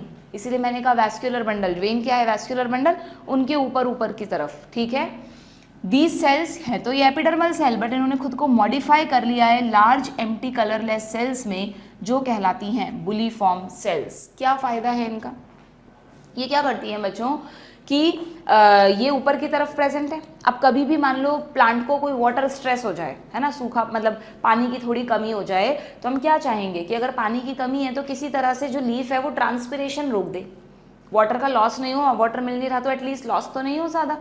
और लीफ का अगर हम वाटर लॉस रोकना चाहते हैं और अगर हम लीफ को ऐसे कर्ल कर दें, लीफ की जो सरफेस है उसको छुपा दें, तो स्टोमेटा छुप जाएंगे, वाटर लॉस भी छुप जाएगा। तो उस समय ये बुलीफॉर्म सेल्स क्या करती हैं बच्चों, क्योंकि ये बिल्कुल वेन्स यानी वैस्कुलर बंडल के ऊपर है ना, तो इनको वाटर की अवेलेबिलिटी बहुत अच्छी है। तो ये बुलीफॉर्म सेल्स नॉर्मली अपने पास वाटर रखती हैं हमेशा, खूब सारा, इसीलिए ये बड़ी बड़ी फूली हुई हैं, उससे जाइलम से लेती रहती हैं। पर जैसे ही प्लांट वाटर स्ट्रेस में होता है तो ये अपना सारा पानी जाइलम में भेज देती है और सिकुड़ने लग जाती है। इन बुलीफॉर्म सेल्स के सिकुड़ने से पत्ती की जो सरफेस है, अपर सरफेस, वो भी कर्ल हो जाती है। ठीक है, बहुत मतलब इस तरह से होता है process, you can't see that this process. ठीक है, द लीफ कर्ल इनवर्ड्स, और अगर लीफ अगर इनवर्ड कर्ल हो गई है, या यूँ समझ लो यूँ कर्ल हो गई है, तो it will minimise water loss. ठीक है, इन सेल्स ने क्या किया, इन सेल्स ने अपना पानी जाइलम में भेज दिया, दे बिकम फ्लैसिड। फ्लैसिड का मतलब अब सेल्स में पानी नहीं रहा, तो लीफ कर्ल हो जाएगी, जिससे कि लीफ कर्ल होने से स्टोमेटा छुप जाएंगे और वाटर लॉस नहीं होगा। डन, समझ में आ गया। तो क्या पूछा देखें हमसे क्वेश्चन में, 2024 का ही क्वेश्चन है, bulliform cells are responsible for, तो सीधा सीधा फर्स्ट ऑप्शन ही मिल गया मुझे, तो inward curling of leaves in monocot. फिर भी एक बार बाकी ऑप्शन देख लेते हैं, यस ऑप्शन 1। ठीक है, नेक्स्ट क्वेश्चन पर आए। नेक्स्ट क्वेश्चन क्या है बच्चों, ये क्वेश्चन 2020 में पूछा गया, TS of plant showing following anatomical features. अच्छा, आपको पहचानना है, ठीक है, चलो पहचाने क्या। अभी मैंने तुम्हें सारे रिवाइज नहीं कराए, बट तुम्हारी नॉलेज के बेस पे देखती हूँ तुम्हें कितना याद है। क्या क्या फीचर दिए हैं, सबसे पहला large number of scattered vascular bundle. मुझे तो मिल गया मेरा कीवर्ड, मुझे बाकी पढ़ने की ज़रूरत ही नहीं है। ये वर्ड हमने सिर्फ और सिर्फ एक ही जगह पढ़ा है जहाँ पे वैस्कुलर बंडल बिखरे रहते हैं, दैट इज मोनोकॉट स्टेम।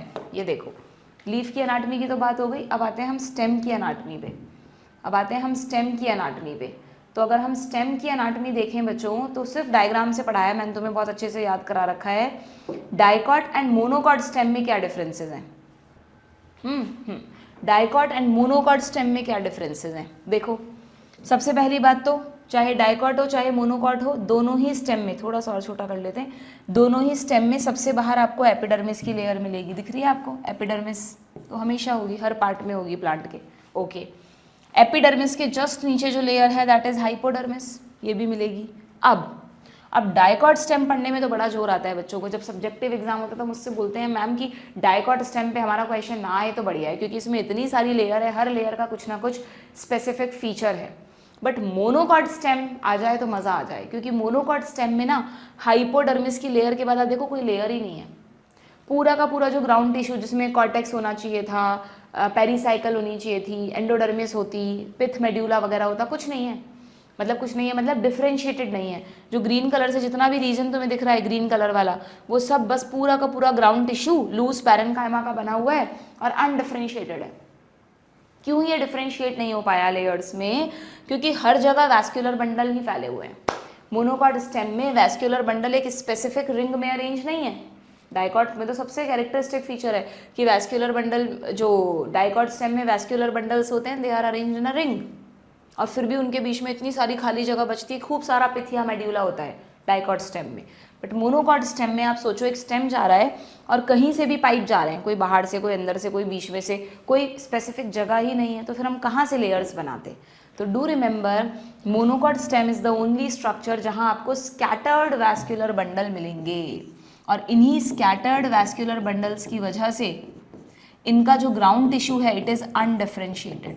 सिर्फ बाहर की तरफ एक हाइपोडर्मिस की लेयर है, अदरवाइज और कोई भी लेयर नहीं है, सीधा पूरा लूज पैरेन्काइमा का बना हुआ है।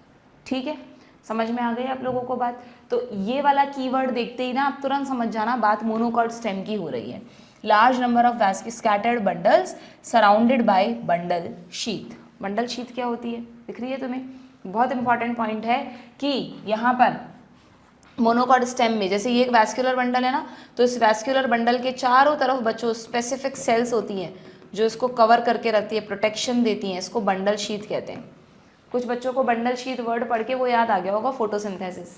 फोटोसिंथेसिस में जब हम पढ़ते हैं तो हम कहते हैं ना बंडल शीथ सेल्स, है ना, लीव्स। जनरली हम वैसे फोटोसिंथेसिस ग्रीन स्टेम भी करता है, बट अगर हम लीफ के रेफरेंस में बात करें तो वहाँ पे हम कहते हैं ना C4 साइकिल में कि मीजोफिल सेल और उसके एक मीजोफिल सेल और अंदर की तरफ बंडल शीथ सेल। तो ये तो मोनोकॉट स्टेम है, फिर वहाँ लीफ में कहाँ से आ गई?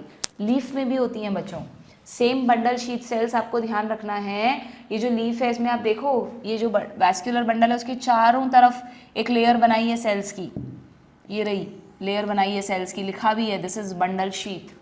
ठीक है, चाहे डाइकॉट हो चाहे मोनोकॉट हो, दोनों में बंडल शीथ होती है बच्चों। यहाँ दिखाई नहीं है बट डू रिमेंबर यहाँ पर भी बंडल शीथ सेल्स होंगी, यहाँ दिखाई नहीं है बट यहाँ भी हैं।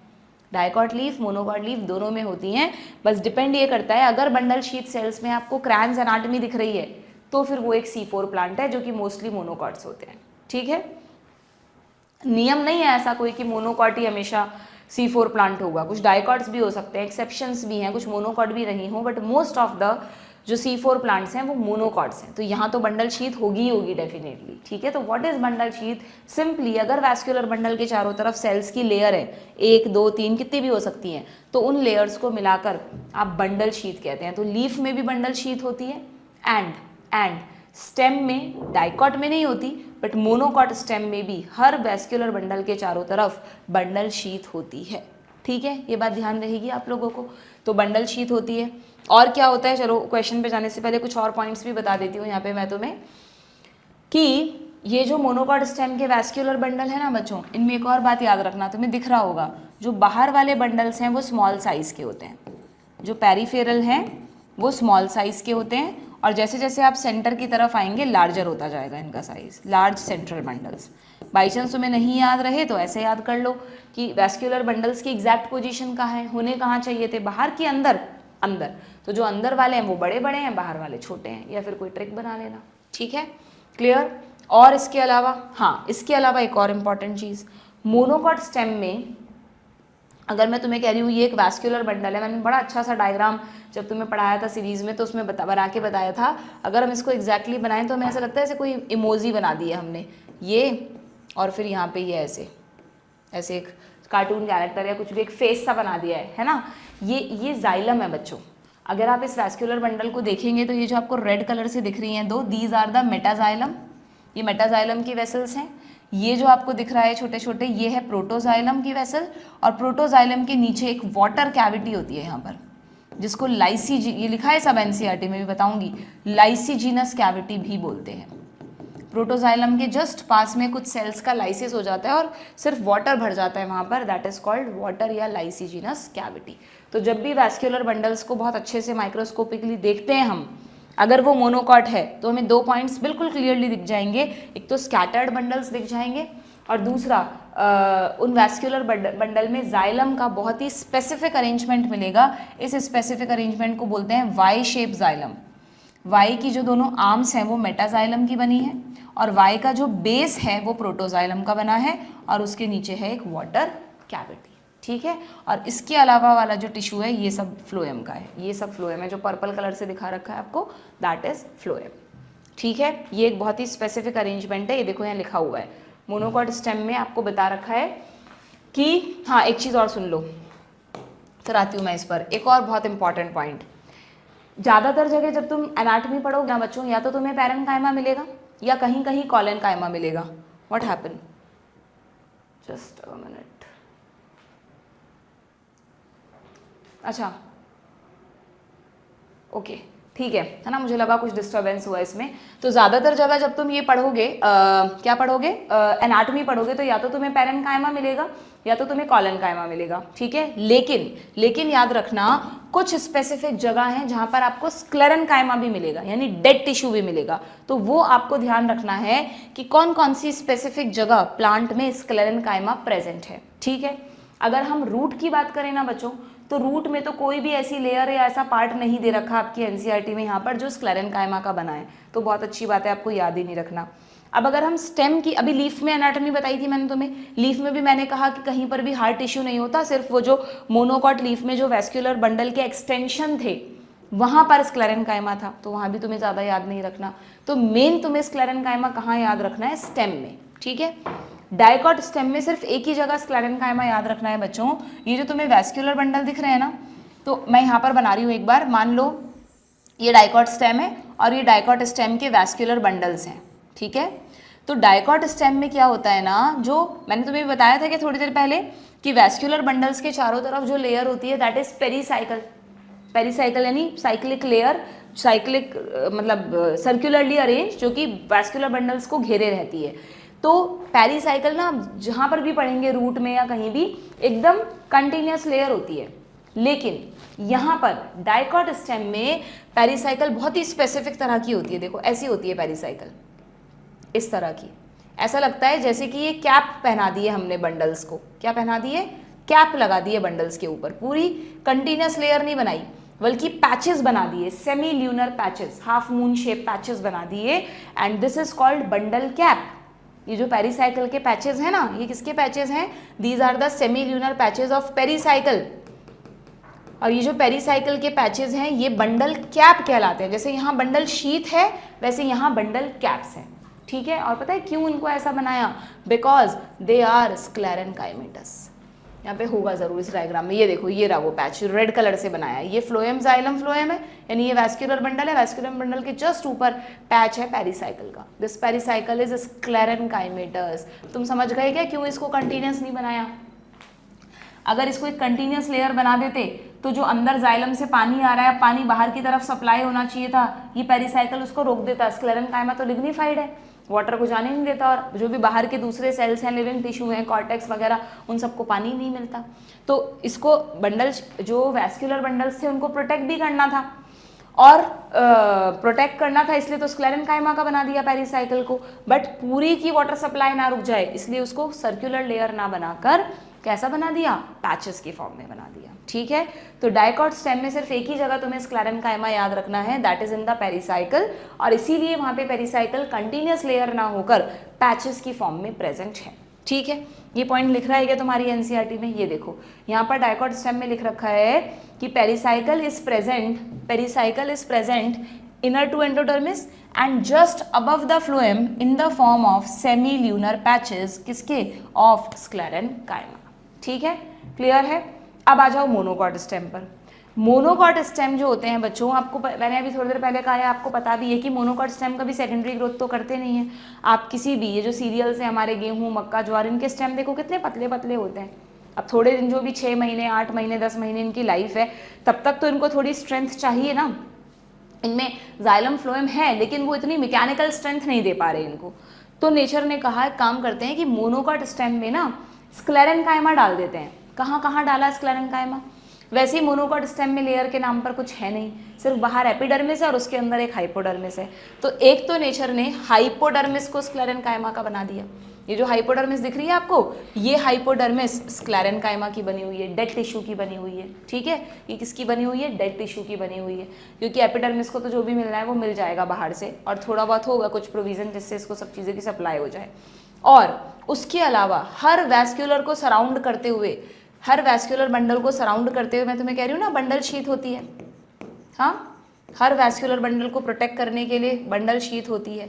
इस बंडल शीथ में भी स्क्लेरेनकाइमा डाल दिया। ठीक है, अब बी स्पेसिफिक यहाँ पर स्क्लेरेनकाइमा इस तरह से है कि वो वाटर सप्लाई ना रोके। आई डोंट नो कैसे करा है उसको, कैसे इसको बनाया है, बट यस ये दो जगह स्क्लेरेनकाइमा मैकेनिकल स्ट्रेंथ के लिए डाली गई है।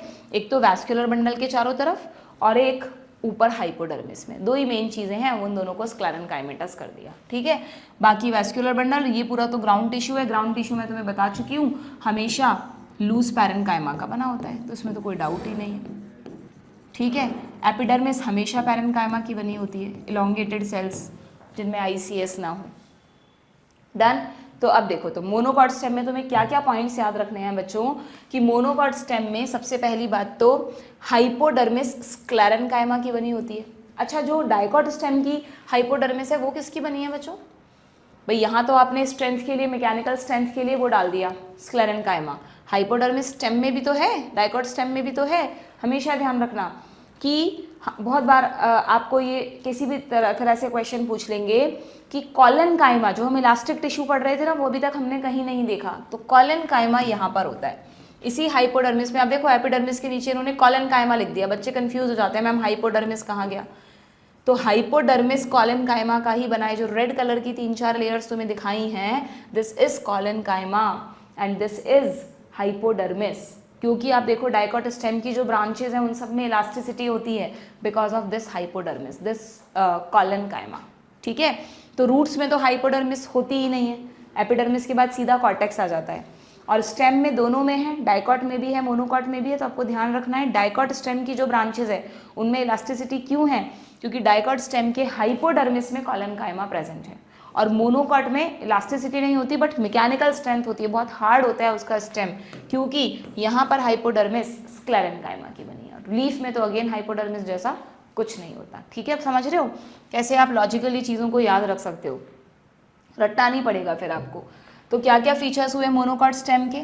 स्क्लेरेनकाइमा की बनी हाइपोडर्मिस मिलेगी, स्कैटर्ड वैस्कुलर बंडल मिलेंगे, हर बंडल के चारों तरफ अगेन स्क्लेरेनकाइमा की बंडल शीथ होगी।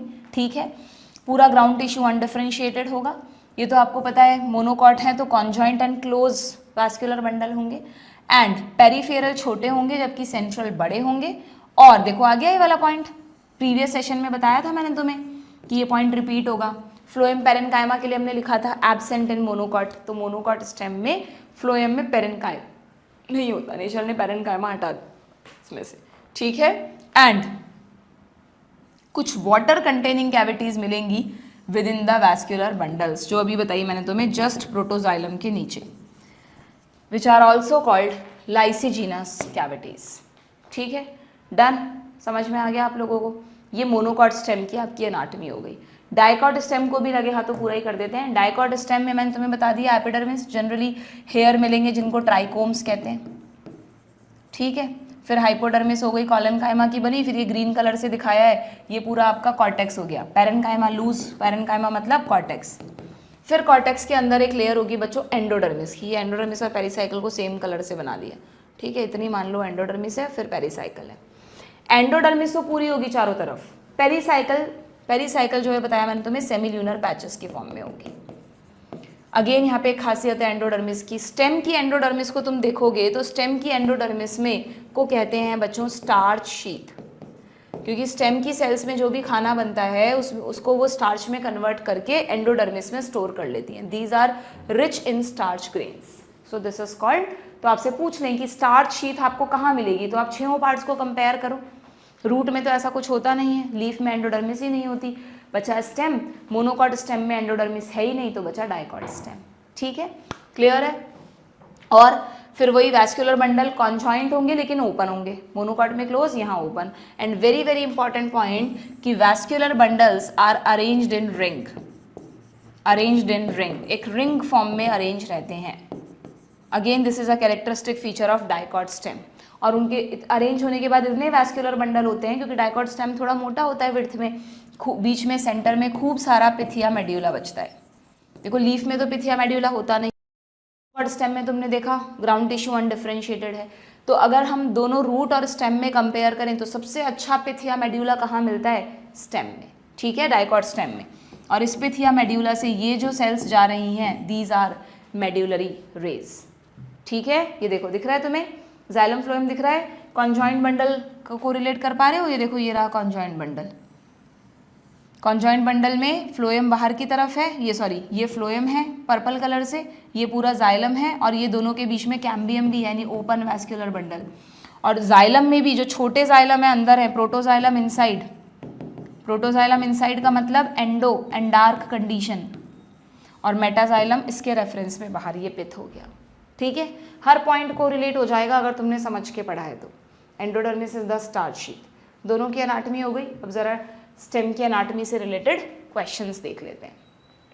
सो लार्ज नंबर, ठीक है, लार्ज कॉन्स्पिकुअस पेरेन्काइमेटस ग्राउंड टिश्यू, ये कह रहा है कि वो कौन सा पार्ट है जिसमें ग्राउंड टिश्यू बहुत बड़ा सारा और पेरेन्काइमा का बना हुआ है, तो अनडिफरेंशिएटेड है। वैस्कुलर बंडल्स कॉन्जॉइंट हैं और क्लोज हैं, और फ्लोएम पेरेन्काइमा एब्सेंट है। तो ये सारे फीचर्स इंडिकेट कर रहे हैं मोनोकॉट स्टेम को। नहीं भी पता तो आप इस पॉइंट से इजीली फाइंड आउट कर सकते हैं, ठीक है। जल्दीबाजी में गलत टिक मत कर देना, ये टिक कर दो कहीं। नेक्स्ट क्वेश्चन क्या है? ये लो, फिर से बुलीफॉर्म सेल्स पे क्वेश्चन आया हुआ है, देखो 2019 में। Grass leaves curl inwards during very dry weather, जब पानी की कमी होती है, why? Tylosis, closure of stomata, flaccidity of bulliform cells, या श्रिंकेज ऑफ एयर स्पेस। तो फ्लैसिड हो जाती हैं बुलीफॉर्म सेल्स, अपना वाटर लूज कर देती हैं, सिकुड़ जाती है, जिससे लीफ भी सिकुड़ जाती है। ये टाइलॉसिस, ये बच्चों सेकेंडरी ग्रोथ से रिलेटेड टर्म है, तुम्हें नहीं पढ़ना। जब सेकेंडरी ग्रोथ होती है, वेसल्स में प्रेशर पड़ता है तो अंदर की तरफ वेसल्स में कुछ बलून लाइक स्ट्रक्चर्स बन जाते हैं जिससे वेसल्स ब्लॉक हो जाती हैं, उनको टाइलॉसिस कहते हैं। तुम्हें नहीं पढ़ना, जाने दो, नहीं पूछेंगे तुमसे, ठीक है। देन फिर भी अगर 2019 में आया, तुम कहो नहीं मैम टर्म का मीनिंग तो हमें पता होना चाहिए, तो मैंने तुम्हें बता दिया कि अगर ये वेसल्स हैं तो इन वेसल्स में कुछ होता है, पिट्स वगैरह, उनसे यहाँ की सेल्स होती है उनको धक्का लगता है, वैसे अंदर की तरफ बलून लाइक स्ट्रक्चर्स बना देती हैं जिससे वेसल ब्लॉक हो जाती है, फिर नई वेसल्स बनती हैं। These are tylosis. Then in the dicot root, dicot root की बात हो रही है। In the dicot root the vascular cambium originate from, तो सेकेंडरी ग्रोथ से आ गया बच्चों क्वेश्चन। सेकेंडरी ग्रोथ जब हम डिटेल में पढ़ते हैं ना तो उस तक भाई अभी 2024 से तो डिलीट हुआ है सेकेंडरी ग्रोथ, उससे पहले तो पूछा ही जाता था, ठीक है। तो जो मुझे लग रहा है तुम्हारे काम का है वो मैं तुम्हें बता रही हूँ। तो ये कह रहा है कि डाइकॉट रूट में वैस्कुलर कैम्बियम कहाँ से बनता है। अभी मैंने तुम्हें क्या कहा कि स्टेम में तो जाइलम फ्लोएम के बीच में पहले से कैम्बियम होता है, लेकिन रूट में रेडियल वैस्कुलर बंडल देखे थे आपने, तो रूट में तो कहीं कैम्बियम था ही नहीं, जबकि रूट्स में डाइकॉट रूट भी सेकेंडरी ग्रोथ करती है बच्चों। ऐसा नहीं है सिर्फ स्टेम की विड्थ बढ़ेगी, उस भारी स्टेम की पकड़ बनाने के लिए रूट्स में भी सेकेंडरी ग्रोथ होगी डाइकॉट्स में, ठीक है। तो रूट्स को सेकेंडरी ग्रोथ करने के लिए बनाना होता है वैस्कुलर कैम्बियम, और इस वैस्कुलर कैम्बियम का जो ओरिजिन होता है वो तुम्हारी बुक में दे रखा है। वैसे इसका आंसर ये वाला है, tissue located below the phloem and a portion of pericycle above protoxylem. But please इसकी डिटेल में मत जाओ, सिर्फ एक काम करो कि तुम्हारी बुक में एनाटॉमी ऑफ रूट है, उसमें पेरिसाइकल के बारे में दे रखा है। यहाँ पर एक पॉइंट देख लो आप छोटा सा, रूट में पेरिसाइकल का फंक्शन क्या है। रूट में पेरिसाइकल का फंक्शन है इनिशिएशन ऑफ लेटरल रूट्स, जो वो सेकेंडरी टर्शियरी रूट्स बनती है ना, वो बाहर एपिडर्मिस से नहीं निकलती, वो अंदर पेरिसाइकल से निकल कर आती है। तो जो सेकेंडरी टर्शियरी रूट बनेंगी टैप रूट सिस्टम में, वो किससे बनेगी, पेरिसाइकल से। एंड दूसरा फॉर्मेशन ऑफ वैस्कुलर कैम्बियम, ठीक है। तो पेरिसाइकल के दो फंक्शन याद रखना, जब रूट्स को सेकेंडरी ग्रोथ करनी होती है तो उनका सारा कैम्बियम नया बनता है बच्चों।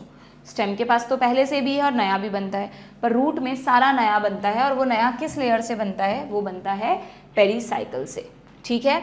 तो ये पूरा डिटेल में एकदम एज इट इज स्टेटमेंट है सेकेंडरी ग्रोथ वाले टॉपिक में, बट आपको नहीं जाना, ठीक, आपसे नहीं पूछेंगे।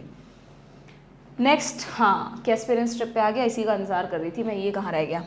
एक और वर्ड आया था ना, मैंने तुम्हें कहा था बाद में बताऊंगी कैस्पेरियन स्ट्रिप्स क्या होती है, शायद प्रीवियस सेशन में था। क्या होती हैं देखो, अगेन ये भी डिटेल में ट्रांसपोर्ट इन प्लांट्स में पढ़ते थे, बट इसकी नॉलेज आपको होनी चाहिए। अगर हम रूट की बात करें ना बच्चों, तो जैसे मैंने अभी आपको कहा ना, स्टेम की एंडोडर्मिस की एक खासियत, पहले तो एंडोडर्मिस की एक खासियत समझ लो। एंडोडर्मिस की जो सेल्स होती हैं वो ढोलक के शेप की, बैरल शेप्ड सेल्स होती है, ऐसी थोड़ी बैरल एक होता है ऐसे, ढोलक समझ लो तुम, एक बड़ा सा कंटेनर होता है, उसमें सामान वामान रखते हैं, ड्रम शेप और जो भी है ना, ये बैरल शेप्ड सेल्स होती हैं। चाहे स्टेम है रूट है, उसमें जो पूरी एंडोडर्मिस है वो बैरल शेप्ड सेल्स की होती है। स्टेम की एंडोडर्मिस में स्टार्च स्टोर हो जाएगा, that is starch sheath. Root की एंडोडर्मिस में भी एक मॉडिफिकेशन होता है, एंडोडर्मिस की बात कर रही हूँ, एपिडर्मिस की नहीं, ठीक है। रूट की एंडोडर्मिस में क्या स्पेशल है बच्चों कि अगर आप रूट की एंडोडर्मिस को देखोगे तो एक साइंटिस्ट थे कैस्पर नाम के, ठीक है, उन्होंने एक स्पेशल मॉडिफिकेशन देखा रूट की एंडोडर्मिस में कि रूट की एंडोडर्मल सेल्स में, जैसे अगर मैं सेल को ऐसे बैरल शेप बनाऊं, तुम एक बार ईंट को इमेजिन करो, ब्रिक होती है, ईंट होती है, उसमें 6 सरफेस होती है ना, 1 2 3 4 5 6, ठीक है। ऐसे इन बैरल शेप्ड सेल्स में भी 6 अलग अलग सरफेसेस होती हैं, ठीक है। तो उनमें क्या होता है, आप यूँ समझ लो कि 1 2 3 4 ये जो 4 सरफेस हैं, इन पर एक वैक्स की लेयर डिपॉजिट हो जाती है, सुबेरिन, वैक्सी मटीरियल सुबेरिन। क्यूटिकल भी वैक्सीन है, वैक्सी है, बट यहाँ पर सुबेरिन, व्हाट हैपन, यहाँ पर होता है डिपॉजिशन किसका, सुबेरिन का भी आ जाएगा। किसका डिपॉजिशन होता है बच्चों, देखो लिखा है water impermeable vaccine material, that is suberin. किसका डिपॉजिशन होता है, इंपॉर्टेंट टॉपिक समझा रही हूँ तभी ये गड़बड़ कर देता है ना। ये रहा, ठीक है। दोबारा देखो, तो मैं आपको कह रही हूँ कि वो जो सेल्स हैं उन पर 1 2 3 4 इन 4 सरफेस पर एक वैक्सी मटेरियल सुबेरिन आ जाता है, और क्योंकि वैक्सी है तो ये भी वाटर के लिए इम्परमिएबल है, ठीक है। तो अब सिर्फ ये आमने सामने वाली 2 सरफेस बची जिनमें से वाटर सेल के अंदर होते हुए निकलेगा। बाकी चारों सरफेस, अगर सेल चाहे कि वाटर चाहे कि मैं सेल के बाहर से, इस वॉल से या इस वॉल के इधर से कहीं से निकल जाऊं, तो वो ऑप्शन नहीं है वाटर के पास, क्योंकि चारों तरफ क्या कर दिया, सुबेरिन की लेयर आ गई, स्ट्रिप आ गई सुबेरिन की, ठीक है। तो पानी को सेल के अंदर से ही गुजरना पड़ेगा, तभी वो आगे की लेयर्स तक पहुंचेगा। बिल्कुल शॉर्ट में बता रही हूँ मैं तुम्हें। तो ये जो प्रोविज़न किया नेचर ने, वो इसलिए किया कि नेचर चाहती थी कि जो भी पानी, क्योंकि रूट्स में जो पानी एब्जॉर्ब हो रहा है ना, वो लेटर ऑन पूरे प्लांट में जाने वाला है, तो कहीं उस पानी में कोई टॉक्सिन तो नहीं आ जाए, और अगर कोई टॉक्सिन सेल्स के बाहर से निकल जाता ICS में से, इंटरसेलुलर स्पेस में, तो सेल को क्या पता चलता। तो नेचर चाहती थी कि वाटर की चेकिंग हो जाए, चेक पॉइंट बनाना चाहती थी। तो उसने एंडोडर्मिस की जितनी भी सेल्स हैं, सब सेल्स में 6 में से 4 सरफेस को सुबेरिनाइज कर दिया, 2 सरफेस छोड़ दी, जिससे पानी को सेल के अंदर से ही, कोई भी सेल से जा रहा है अंदर से ही जाना पड़ेगा, ठीक है। इन स्पेशलाइज स्ट्रिप्स को कहते हैं कैस्पेरियन स्ट्रिप्स। तो आप जस्ट इतना समझ सकते हो कि ये जो कैस्पेरियन स्ट्रिप्स हैं, they act as check point. किसके लिए check point, for entry of water, जिससे कोई भी टॉक्सिन या गलत चीज़ प्लांट में एंटर ना करे, ठीक है। बिल्कुल शॉर्ट में समझाया मैंने तुम्हें। Actually I am talking about जो बच्चे मतलब 2-3 साल पहले से पढ़ रहे हैं, ड्रॉपर स्टूडेंट हैं, उन्होंने एपोप्लास्ट और सिम्प्लास्ट पाथवे के बारे में पढ़ा होगा, उसके रेफरेंस में बात हो रही है कि पानी एपोप्लास्ट से ना निकले, सिम्प्लास्ट से जाए, वो काम करती है ये कैस्पेरियन स्ट्रिप, ठीक है। और जो बच्चे नए हैं वो प्लीज़ एपोप्लास्ट सिम्प्लास्ट ढूंढने मत बैठ जाना, अब क्वेश्चन नहीं पूछेंगे उससे, ठीक है। तो सिंपल सा क्वेश्चन था कि भाई क्या ये दोनों में है, डायकॉट में, मोनोकॉट रूट दोनों में होती है कैस्पेरियन स्ट्रिप, है ना। आप यहाँ लिख सकते हैं कि जो एंडोडर्मिस होती है इनकी, they are modified into casparian strips, या दे हैव कैस्पेरियन स्ट्रिप्स, ठीक है। तो इसका आंसर हो जाएगा एंडोडर्मिस। क्लियर। नेक्स्ट क्वेश्चन पर आए। Root hair develop from the region of, तो बड़ा आसान है, तुमने मॉर्फोलॉजी में ही सीख लिया था, रूट हेयर हमेशा मैचुरेशन जोन से निकलेंगे, ठीक है।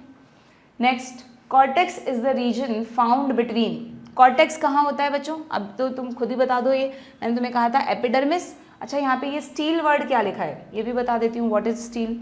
स्टील वर्ड क्या होता है बच्चों, आपकी NCERT में ही दे रखा है कि एंडोडर्मिस के अंदर जितना भी टिश्यू है, अब तुम ये मत कहना मैम हमें लेयर्स याद नहीं है, अब तुम एकदम दिमाग में लेयर्स होनी चाहिए। सबसे बाहर एपिडर्मिस है, फिर हाइपोडर्मिस है, रूट में होगी, मतलब रूट में नहीं होगी, स्टेम में होगी, बट हमें तो एक बार याद होना चाहिए कि एपिडर्मिस के नीचे हाइपोडर्मिस होती है। फिर उसके बाद 2-3 लेयर का कॉर्टेक्स होता है। फिर 2-3 लेयर, मैं तुम्हें एक डायग्राम बनवा देती हूँ, है ना, मैंने पढ़ाते वक्त तो बनवा रखा है, तुम लोगों ने पता नहीं मेरी सीरीज से पढ़ा या नहीं। जनरली जो लेयर्स होती हैं, सबसे बाहर एपिडर्मिस होती है, एपिडर्मिस के बाद हाइपोडर्मिस होती है, ठीक है। हाइपोडर्मिस के बाद, थोड़ी वेवी सी बना रही हूँ, 3-4 लेयर्स, एपी और हाइपो तो एक एक लेयर का होता है जनरली, बट फिर 3-4 लेयर्स का बना कॉर्टेक्स होता है जो लूज पैरेन्काइमा का बना होगा। हाइपोडर्मिस और कॉर्टेक्स के बाद एंडोडर्मिस होती है, एंडोडर्मिस, ठीक है, जो बैरल शेप्ड सेल्स अभी बता रही थी मैं तुम्हें, एंडोडर्मिस होती है। फिर अब कलर चेंज कर देते हैं, एंडोडर्मिस के बाद आता है बच्चों एक और layer, that is pericycle, pericycle के बाद अभी वो कहाँ कहाँ एक्सेप्शन है, कहीं सेमिल्यूनर पैच है, कहीं कुछ है, उसकी बात नहीं हो रही, लेयर देख रहे हैं। इसके बाद आपको वैस्कुलर बंडल्स मिल जाएंगे, रेडियल, कॉन्जॉइंट, ओपन, क्लोज, कुछ भी हो सकते हैं, बट हम तो अभी सिंपली वैस्कुलर बंडल्स लिख रहे हैं, ठीक है। These are the vascular bundles. और सेंटर में जो खाली जगह बची वो है पित्त या मेड्यूला। खाली जगह नहीं है, वो हॉलो नहीं है, यहाँ पर भी लूज पैरेन्काइमा है और इनसे निकली हुई ये मेड्यूलरी रेज या कंजक्टिव टिश्यू है, ठीक है। तो किसी की भी आप बेसिक एनाटॉमी देखोगे, मोनोकॉट स्टेम और लीफ की अलग है, बाकी dicot root, monocot root and dicot stem में इसी तरह से आपको लेयर्स मिलेंगी, ठीक है। तो व्हाट इज स्टील बच्चों, ये वाला जो पार्ट है ना भाई, एपिडर्मिस तो एक हो गया, एपिडर्मिस तो बाहर अलग हो ही गया। ये मैंने तुम्हें बताया था कि ये तीनों जो हैं वो कॉर्टेक्स का ही पार्ट होते हैं। कॉर्टेक्स में हाइपोडर्मिस, यूँ समझ लो कि जनरल कॉर्टेक्स के बाहर हाइपोडर्मिस, अंदर एंडोडर्मिस, डर्मिस वर्ड आ रहा है, ठीक है। तो एपिडर्मिस और कॉर्टेक्स के अलावा ये जो है सारा, जिसमें आ गया पेरिसाइकल, पित्त और वैस्कुलर बंडल भी आ गए, ये पार्ट प्लांट के बिल्कुल सेंटर में है ना, तो इस पूरे पार्ट को बच्चों स्टील कहते हैं। What is steel? स्टील में आता है all the tissue inner to endodermis, that is pericycle, vascular bundle और पित्त। देखा जाए तो पेरिसाइकल और पित्त ग्राउंड टिश्यू का पार्ट है जो इसके साथ आने चाहिए थे, और वैस्कुलर बंडल वैस्कुलर टिश्यू का पार्ट है, बट ये डेफिनेशन अलग तरह से है। जो प्लांट का सेंट्रल पार्ट है, जिसमें पित्त हो गया, वैस्कुलर बंडल हो गया और उनको घेरे हुए उनकी प्रोटेक्टिव लेयर पेरिसाइकल हो गई, इसको आप कहते हैं स्टील, ठीक है। तो स्टील की डेफिनेशन यहाँ दे रखी है, इस पे क्वेश्चन आ सकता है। तो देखिए हमारा क्वेश्चन क्या था भाई, हमारा क्वेश्चन था cortex is the region found between, cortex कहाँ मिलेगा, अब तुम खुद ही इस डायग्राम से बता सकते हो। कॉर्टेक्स मिलेगा या तो ऐसी कोई लाइन होनी चाहिए या होना चाहिए एपिडर्मिस और स्टील के बीच में, भाई बाहर एपिडर्मिस है, ये स्टील है, ये पूरा कॉर्टेक्स है, तो आई थिंक यही हमारा आंसर है। Cortex found between epidermis and steel. फिर भी मैं चेक कर लेती हूँ, पेरिसाइकल एंड एंडोडर्मिस नहीं, एंडोडर्मिस एंड पित्त नहीं, ठीक है, क्लियर। देन ये डायग्राम तुम भी बना के रख सकते हो, हमेशा तुम्हें फटाफट से याद हो जाएगा कि कौन कौन सी लेयर्स होती हैं। 2015 a major characteristic of monocot root, monocot root का मेजर कैरेक्टरिस्टिक शुरू में बताया था अभी मैंने तुम्हें, एक तो पॉलीआर्क जाइलम दे रखा है, क्या पॉलीआर्क जाइलम, पॉलीआर्क जाइलम ही नहीं दे रखा, क्या बात है, चलो ठीक है, तो फिर मुझे देखना पड़ेगा, रुको एक बार।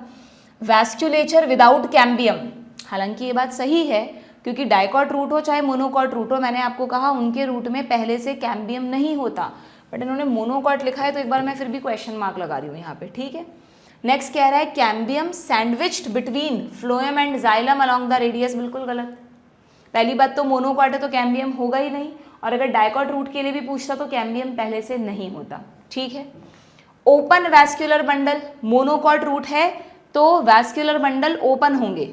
अब देखो अगेन ना ऐसे करते हैं, वैसे तो रूट्स में रेडियल वैस्कुलर बंडल होते हैं ना, तो रेडियल के लिए हम ओपन क्लोज टर्म तो यूज ही नहीं करते, है ना। पर अगर फिर भी हम देखें तो ओपन वर्ड तो बिल्कुल ही नहीं आ सकता क्योंकि मोनोकॉट में कभी भी ओपन नहीं होते, ठीक है। वैसे रेडियल के लिए ओपन टर्म होती नहीं है, तो ये भी गलत है।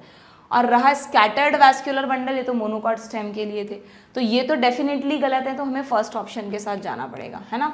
मुझे इस क्वेश्चन की लैंग्वेज सही नहीं लगी क्योंकि ये कह रहा है a major characteristic of monocot root, तो इसका मतलब क्या डाइकॉट रूट में नहीं होता क्या, डाइकॉट रूट में भी है ये फीचर, तो इन्हें या तो ऑप्शन में देना चाहिए था बच्चों पॉलीआर्क जाइलम। जो मेजर कैरेक्टरिस्टिक फीचर है मोनोकॉट रूट का वो है जाइलम के more than 6 bundles, that is polyarch condition, ठीक है। बट ठीक है, अब इन्होंने नहीं दिया तो क्या कर सकते हैं, वो दोनों में सेम पॉइंट है, ना तो इसमें कैम्बियम होता है ना इसमें कैम्बियम होता है, ठीक है। चलिए कोई नहीं, एक मिनट, यहाँ पे एक और वर्ड मिल गया मुझे, देखो दिया है तुम्हारी एनसीईआरटी में, तो मैं बता देती हूँ। अभी मैं जिस कैस्पेरियन स्ट्रिप की बात कर रही थी, तो मैं तुम्हें कह रही हूँ ना 6 में से 4 सरफेस पर है, तो उन 4 सरफेस को क्या कहते हैं? जो ऊपर नीचे वाली है ये तो है ट्रांसवर्स वॉल, और ये जो दोनों हैं ये हैं रेडियल वॉल्स। तो यहाँ लिखा है कि ये कहाँ होती है, एक तो टेंजेंशियल वॉल, टेंजेंशियल मतलब वही ट्रांसवर्स, एक तो ट्रांसवर्स वॉल पर और एक रेडियल वॉल्स पर, ठीक है। 2 और 2 4, 6 में से 4 वॉल्स पर क्या होता है? वाटर इम्परमिएबल वैक्सी मटेरियल सुबेरिन प्रेजेंट होता है, और इसका फायदा मैंने तुम्हें लिखवा दिया है, ठीक है, क्लियर। ये देखो एंडोडर्मिस में लिखा है बैरल शेप्ड सेल्स होती हैं, सिंगल लेयर होती है, कभी कभी ज़्यादा भी हो सकती है। पेरीसाइकिल जनरली रूट में मल्टी लेयर्ड होती है, फ्यू लेयर्स लिखा है, फ्यू लेयर्स पैरेन्काइमा की बनी हुई है। ये बहुत इंपॉर्टेंट है बच्चों, रूट्स में पेरीसाइकिल का फंक्शन पूछते हैं और कुछ नहीं पूछते। इससे एक तो लेटरल रूट यानी सेकेंडरी एंड टर्शरी रूट्स बनती हैं और वैस्क्यूलर कैम्बियम बनता है, ठीक है, क्लियर। देन नेक्स्ट क्वेश्चन पर आते हैं, बस क्वेश्चंस खत्म होने ही वाले हैं हमारे, 2-3 क्वेश्चंस रह गए। You are given a fairly old piece of dicot stem, ठीक है, and a dicot root, okay, which of the following anatomical structure will you use to distinguish. आप कैसे पहचानोगे कि कौन सा डाइकॉट स्टेम है और कौन सा डाइकॉट रूट है? देखते हैं, secondary xylem, secondary phloem, protoxylem, cortical cell. कोई अंदाजा लगा पाया बच्चों? प्रोटोजाइलम की एक्सार्क और एंडार्क कंडीशन से ही पहचान सकते हैं हम, सेकेंडरी से तो पहचान ही नहीं सकते क्योंकि दोनों डाइकॉट है, तो दोनों में ही होगा वो तो हमें एक्सार्क एंडार्क कंडीशन देखनी है। एक्सार्क कंडीशन आपको पता है रूट में होती है और एंडार्क स्टेम में होती है, तो आंसर क्या हो गया? Option 3। Next, water containing cavities, देखो 2012 में आया था इस पे क्वेश्चन। वाटर कंटेनिंग कैविटीज इन वैस्कुलर बंडल, अभी हमने पढ़ा मोनोकॉट स्टेम में, वो जो स्माइल थी वो इमोजी की है ना, जस्ट प्रोटोजाइलम के नीचे, तो ये आपको मिलेगी मोनोकॉट स्टेम में। तो you just have to find out which is the monocot, that is maize. ये दोनों जिम्नोस्पर्म्स हैं, बट डू रिमेंबर जिम्नोस्पर्म्स भी सेकेंडरी ग्रोथ करते हैं, ओके। नेक्स्ट लास्ट क्वेश्चन है बच्चों, ये 2012 में आया था। As compare to a dicot root, as compare to a dicot root a monocot root has, यानी आपको मोनोकॉट रूट का फीचर चूज करना है, ठीक है। मोनोकॉट रूट में क्या होता है? स्टेम नहीं, रूट की बात हो रही है। More abundant secondary xylem, many xylem bundles, many xylem bundles हो सकता है मोनोकॉट रूट में, पॉलीआर्क कंडीशन की तरफ इशारा है इसका, ठीक है। Inconspicuous annual rings, annual rings secondary growth से रिलेटेड है, उसको जाने दो, या रिलेटिवली थिकर पेरिडम, पेरिडम भी सेकेंडरी ग्रोथ से रिलेटेड है, उसका इससे कोई रिलेशन नहीं है, तो आंसर हो गया option 2, that is many xylem bundles, ठीक है। यहाँ पर आपका हो गया ये टॉपिक भी खत्म, ठीक है। एक बार चेक कर लेते हैं कोई पॉइंट रह तो नहीं गया।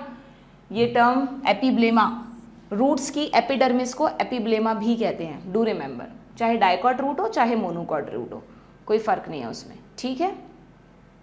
डाइकॉट और मोनोकॉट रूट में डिफरेंसेस क्या क्या बताए मैंने तुम्हें, कि बाकी सब लेयर्स तो सेम होंगी। देखो सबसे बाहर एपिडर्मिस है, हाइपोडर्मिस तो रूट्स में होती ही नहीं है दोनों में, तो एपिडर्मिस के बाद सीधा कॉर्टेक्स है, फिर कॉर्टेक्स के बाद अंदर की तरफ एंडोडर्मिस है दोनों में, फिर पेरिसाइकल है दोनों में, फिर वैस्कुलर बंडल्स हैं और सेंटर में पिथ है। अच्छा बताओ, यहाँ पे 4 बच्चे एक रिंग बना रहे हैं और 12 बच्चे एक रिंग बना रहे हैं, तो कौन सी रिंग बड़ी होगी? जो 12 बच्चे बनाएंगे। तो यहाँ पर मोर देन 6 जाइलम पूल होते हैं, तो रिंग भी बड़ी होती है, तो अगर कंपेयर करोगे ना तो दोनों में से इसका पिथ ज़्यादा होगा, मोनोकॉट रूट का पिथ थोड़ा ज़्यादा होगा, ठीक है। लिखा है pith is large and well developed. तो जो डिफरेंस हुए डाइकॉट मोनोकॉट रूट में, एक तो नंबर ऑफ जाइलम बंडल हो गया और एक अमाउंट ऑफ पिथ हो गया, ठीक है।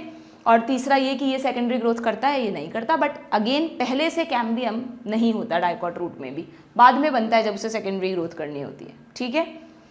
स्टेम के मैंने तुम्हें सारे पॉइंट बता दिए। डाइकॉट एंड मोनोकॉट स्टेम में क्या फीचर है? मेन डिफरेंस, यहाँ पर रिंग शेप में अरेंज है वैस्कुलर बंडल, यहाँ स्कैटर्ड है, ठीक है।